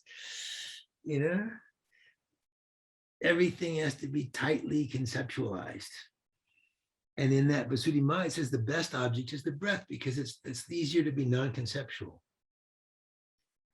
It's easier for that. And like they say in the Mahamudra text, well, basically the Dharma in general, the Dzogchen text, we're caught, and the reason we're not enlightened, we're caught in the iron net of conceptuality. We're so locked in on our views, even our views about Dharma, my view's right, your view not right. The things that become self-existent is our view of a certain thing, instead of stressing openness and spaciousness. What made Lama so great, besides other things that I'll talk about, is that he said he was a Dzogchen master. He was open, he's just completely open to everything. And saw that as our problem. And then another one for gaining the powers of one-pointed concentration. You can have all these powers where you can walk through walls, and I guess they can be very useful for teaching, having those powers. I had 3 friends that became monks in this tradition of Chinese tradition in the 60s. It was this is a full-on blown out hippie jazz musician, whatever, and so 2 of them were the ones that I was getting stoned with all the time, et cetera, in the 60s. And one of them ended up in this monastery, and then the other one ended up in this monastery, and it was so strict. It was so strict. And there's a person I've known completely blown out for years, where they took a vow that they never lay down. They would sit up all night full lotus. And there are a set of vows.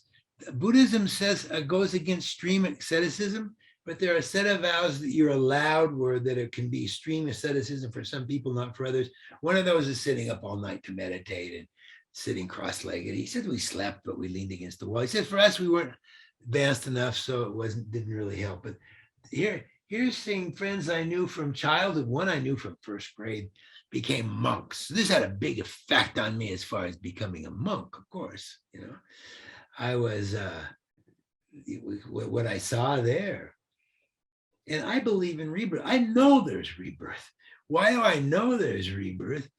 I went into this monastery. They were in a place called Waverly Place in Chinatown in San Francisco. This is 68. Later, it became a place in the mission, and later it became a city of 10,000 Buddhists, where there's full educational programs, very strong Mahayana Chinese Buddhism. It wasn't quite right for me, that not just because it was strict, but I connect more with the Tibetan because it's closer to the Indian, it's closer to India. And but anyway, I went down to see. Well, there's a story that these two guys were the closest buddies. So one went down first. His name was Dave Fox, and he learned Tibetan like at the highest level in no time. It wasn't even because he could study, boom. And then later, Mike, the other friend, Dave, who still is, he's still a monk. He's translated all these works that I'll get to. This important Dharma knowledge. So he was sitting in a laundromat in Seattle, and he hit depression. He hit the end. And so he went down to San Francisco, and he thought he'd jump off the Golden Gate Bridge. He thought, well, I think I'll go check out Mike before I could jump off. So he went over, and he ended up in this monastery. And he continues to this day. This is a little bit more on the story later. Dharma Mitra, this friend, has translated all of the works of Nagarjuna that don't exist in the Tibetan tradition. They don't exist. Huge amounts of work. It's called the Nagarjuna. It's called the Madhyamaka Upadesha. It doesn't exist in Tibetan tradition. And he's translated all these volumes in Chinese, two kinds on one side. And now he's translated the Avatamsaka Sutra. Incredible what he does. He's so driven. He's almost too obsessively driven. But anyway, when I went there, I went down to San Francisco. I went to a Jimi Hendrix concert, which was just across in Marina Stone. And I thought, I'll go see Dave and Mike in this monastery. And I walked in there, and it was like, bam, there was this wonderful energy. And they were bowing down. They was reciting the Diamond Sutra. And they go, ding, ding, ding, ding. They would bow down as they were reciting the Diamond Sutra. And I connected. I loved it right away. Somehow I knew I was going to be a monk, but later, but not that tradition. So anyway, after that, my friend Dave Fox, who I knew from fourth grade, he was bright, but he didn't really study. He translated for this master, the highest level of philosophical Dharmic Chinese. And he'd been there 6 months without any books or dictionaries around it. I have no doubt about rebirth. When I heard him doing that, there's no way. He knew in a past life. And the master came over at one point after, and he says, you've been crisscrossing lives for lifetimes, So to me, that proves, it's good enough to prove rebirth. Where else did he learn Chinese? It would take years to learn that level of Chinese. And probably one of the most scholars. There were these scholars of Buddhism before the big Tibetan movement with Jeffrey Hopkins and everybody. One of the greatest scholars, his name was Edward Kanza. Another one, he was probably the most famous. And another one of the great scholars of Europe of Buddhism, including Tibetan Buddhism and Sanskrit. Another one is de Villers Poussin. He was Belgian, and Lamotte was Belgian. And they translated all the Madhyamaka, etc., into French. And Kanza was this great, great scholar. He's famous for translating the Prajnaparamita text. They used to send me his books. This is before you had all the Tibetan stuff, and reading Edward Kanza. And he was one of these old masters who never praised anybody. He thought that going to University of Wisconsin and popping out a doctorate in classical Tibetan and Chinese in 7 years is insane. That's given away.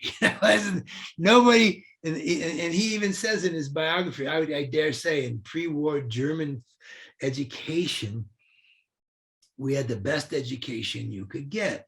So when you studied with him, or you studied with Lamott or Ruig, and I know many that did, you had 3 texts when you studied. You had a Sanskrit text, a Chinese text, and a Tibetan text, and you'd go through. You learned all 3 languages. That was basic knowledge to study with them, you know? And so it was the real master. And so he didn't have a lot of praise for people who just come out with a PhD. And so, but he praised this, my crazy friend David, he praised him for his translations. And after a year and a half, he translated the Lotus Sutra, the Lotus of the Good Law.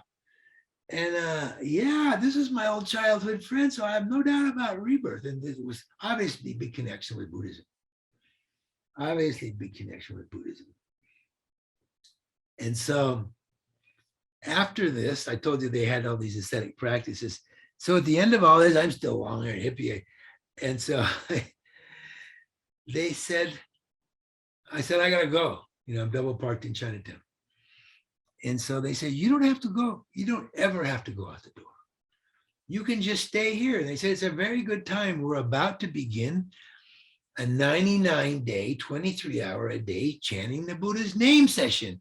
Perfect. And I said, I'm double parked in Chinatown. I gotta get out of here. You know, so boom, you know, back up the West Coast to Seattle. And I knew I was going eventually to India. I knew from when I was a child, India was my home. That's another story, but I postponed that going because in the 60s we're so rich culturally. So as soon as they crashed, 1971, I was overland across to Nepal and met Tibetan Buddhism. I didn't meet it full on until when I went back in 74 and went to 3 Kopang courses with Lama Yeshe, 74, 75, 76, 79. So that was the connection with these friends. And it's like, wow, rebirth. Yes, you start getting things. This kind of proves that, you know, it doesn't need to be proven to me that there's rebirth. And the kind of connections you meet with certain people and certain lamas. So that was a tangent, that's storytelling. And hopefully sometimes it gives inspiration to practice like that. So where are we now? Anyway, by the way, these are wonderful works. I can send you on PDF. You can have all the works of Nagarjuna that doesn't exist in Tibetan. I can send you the PDFs for those. His view is he won't sell Dharma. It all has to be free for the people. So we can make sure that at least those PDFs get in your library at the Dharma Center. You can read them. And they're very eminently readable. One of the things that's funny about Tibetan Buddhism, they don't read sutras. Lama Bob Thurman talked about that. He says, you know, they don't read sutras. But they beautifully put together all of the sutras in these compendiums like the Lamrim, and they've woven it in. So the idea is that it's easier for you to get all this and let some other master do the editing and sort it out. But sometimes they're wonderful to read. If you read some sutras, they just, Mahayana sutras included. Pali sutras are very easy to read, very boom, instantly. So yeah, so reading the Shastras of Nagarjuna, they're very readable. So make sure that you get them. You can just send them to Lozong and you can pass them on to whoever. It's just, you know, some PDFs. Anyway, from that, we've got 4 more minutes. And so there was a couple of other things I wanted to mention. Anything else that somebody wants to get before the session ends? Jimmy, if you'll send those PDFs to Venerable Dundrup, I will. He'll make sure that we get them. Yeah, I'll send them. And there'll be more coming, but some of it because he's also translated the Avatamsaka Sutra. And because and this isn't just chauvinism of the translators. The ones that were done by Cleary, he just says they're all just taken from the sacred books of the East. And so the Avatamsaka Sutra, this is good knowledge. It's some of the greatest of the Mahayana sutras, according to the Chinese traditions, according to these friends who were well-versed, very serious. The Avatamsaka Sutra is the main person. Like I said, in the Chinese, they read sutras because there's schools around sutras. Around Avalokiteshvara is the Lotus Sutra. Around the Avatamsaka Sutra is Guyasam, is Samantabhadra, etc. And like Bob Thurman says, probably if you wanted to pick a sutra for Tibetan Buddhism, it's the Heart Sutra. Basically, everything goes around the Heart Sutra, which is an abbreviation of the Prajnaparamita Sutras. So anyway, I wanted to say a few words. For example, we get very fixated on the way we're taught. I studied a lot, because I was a monk in the tradition. And we're taught there's 4 schools, aren't there? There's 4 schools, philosophical schools. There's the Vaibhashika, Sautantrika, Chittamantra, and then Madhyamaka, Prasangika, and so that's it. That's the whole. And when I was talking to this guy, Dave Fox, who translated all these texts, no, he wasn't the one who's still doing it. He was the one who did way back. And he went off and became completely wild man again. But anyway, at the funeral of the cremation of the master up in Northern California, I saw him. He stayed with my wife and me.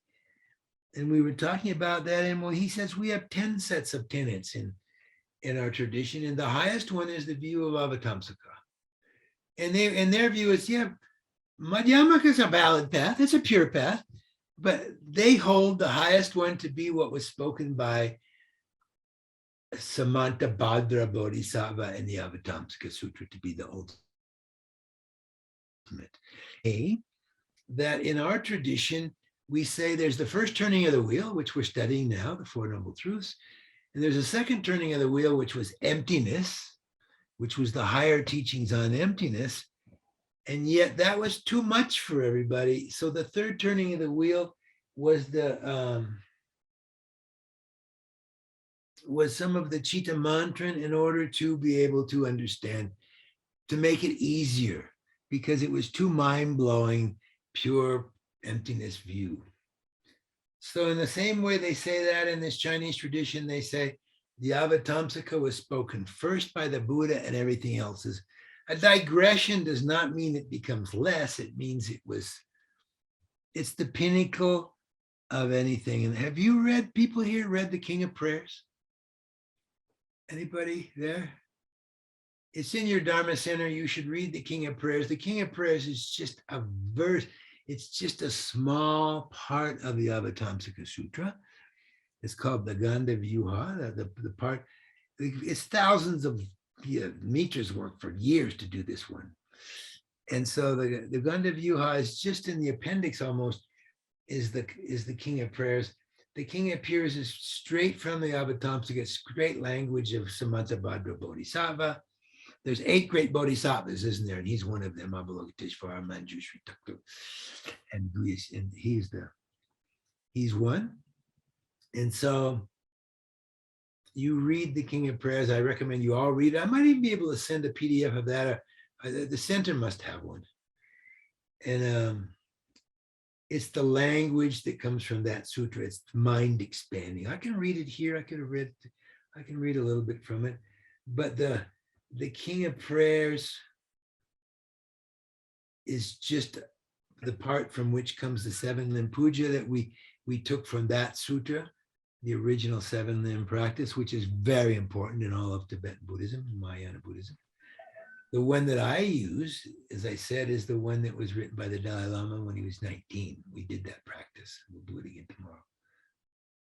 So anyway, King of Prayers, I sent you a copy. Great. So give it out to the people. Yeah, read it. Read it occasionally. If I have to read one text, I read that one. It just expands your mind unbelievably. On every Buddha, There's a billion Buddha fields, and in every Buddha field is a billion Buddha, and every pore of every Buddha is another Buddha and another billion Buddha fields. More and more expanded, expanded, expanded. Samantabhadra's way of practice is the way of expanding karma. It's the way Lama Zopa Rinpoche got so much merit. He taught it from the very first course. And I'll give you an example. It's very practical.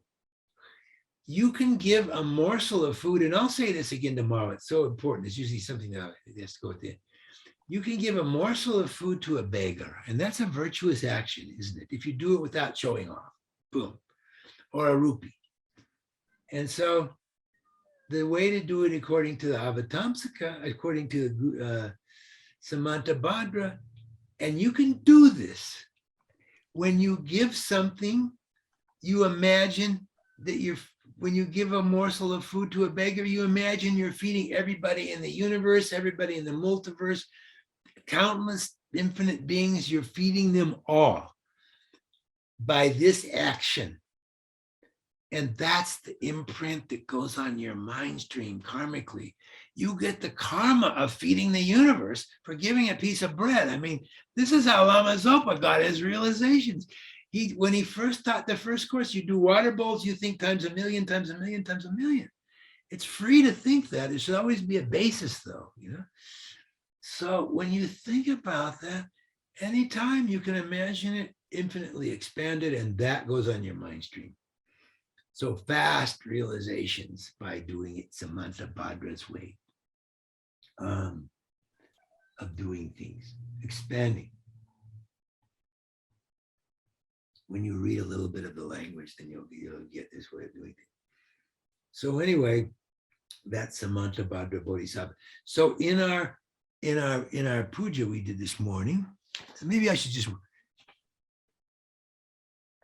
I'll say it again tomorrow when we get to the puja. Where's the Tara practice? Oh,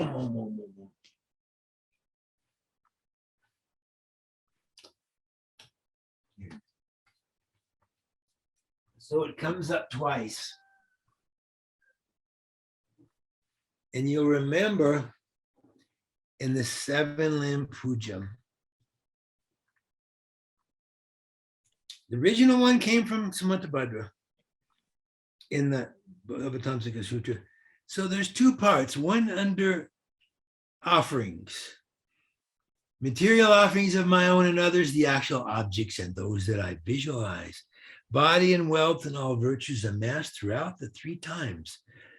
I offer to you, to the guru or to the refuge field, visualized oceans of clouds like Samantabhadra's offerings. That's offering the Samantabhadra way.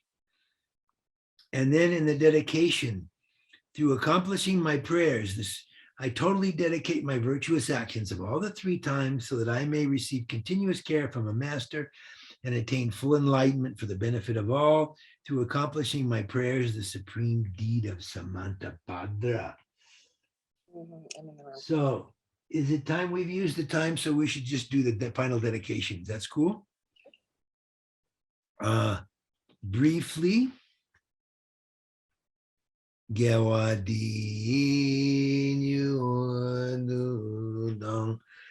Lama Sangye Drugyune Drowa Chi Kyang Malupa Deyi Sala Go Parsho Changchub Semcho Rinpoche Ma Ke Panam Ke Yuchi Ke Panyampa Me Payang Gone Gondu Peva Sho. So, by the merit of doing this practice, may I soon attain the state of fully enlightened Buddha and lead every sentient being into that enlightened state. And may the bodhicitta which has not arisen in my mind stream arise. May that which has arisen never diminish, but go on increasing more and more. So we'll do the one of Shantideva.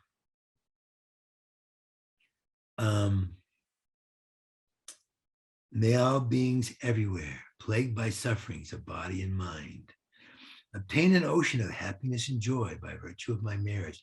Very important, this dedication. Twice a week, I lead a Tara sadhana, and you can join. We'll tell you how to join tomorrow when you like. And we do this dedication because the Dalai Lama said to do this Tara sadhana for COVID. It's the best thing you can do. So the dedication is so good for all the people suffering in these days. It's almost written for that. May all beings everywhere plagued by sufferings of body and mind attain an ocean of happiness and joy by virtue of my merits. May no living creature suffer, commit evil, or ever fall ill. May no one be afraid with a mind weighed down by depression. May the blind see forms and the deaf hear sounds. May those whose bodies are worn with toil be restored upon finding repose. May the naked find clothing, the hungry find food. May the thirsty find water and delicious drinks. May the poor find wealth, those weak with sorrow find joy. May the forlorn find hope, constant happiness and prosperity. May there be timely rains and bountiful harvests. All medicines be effective and wholesome prayers bear fruit. May all who are sick and ill quickly be freed from their ailments. Whatever diseases there are in the world, may they never occur again. May the frightened cease to be afraid. May those bound be freed. May the powerless find power. And may people think of benefiting each other. For as long as space remains, as long as sentient beings remain, may I too remain to dispel the miseries of the world. That's the Dalai Lama's favorite verse. And in the land encircled by snow mountains, you are the source of all happiness and good, all powerful Chenrezig, Zig, Tenzin Gyatso. Please remain until samsara ends. Gari rawe korwe jinkam dir, pendang dewa malu jungwene, Chenrezig Guang Tenzin Gyatso yi, Shape site bardu ten yuchi. Okay, thank you for your patience. And again, tomorrow's hours, 12 to 3:30 or something? That is correct. 12 to 3:30. Okay, well, I'll be on at 12. Good, thank you. And It says thank you. okay.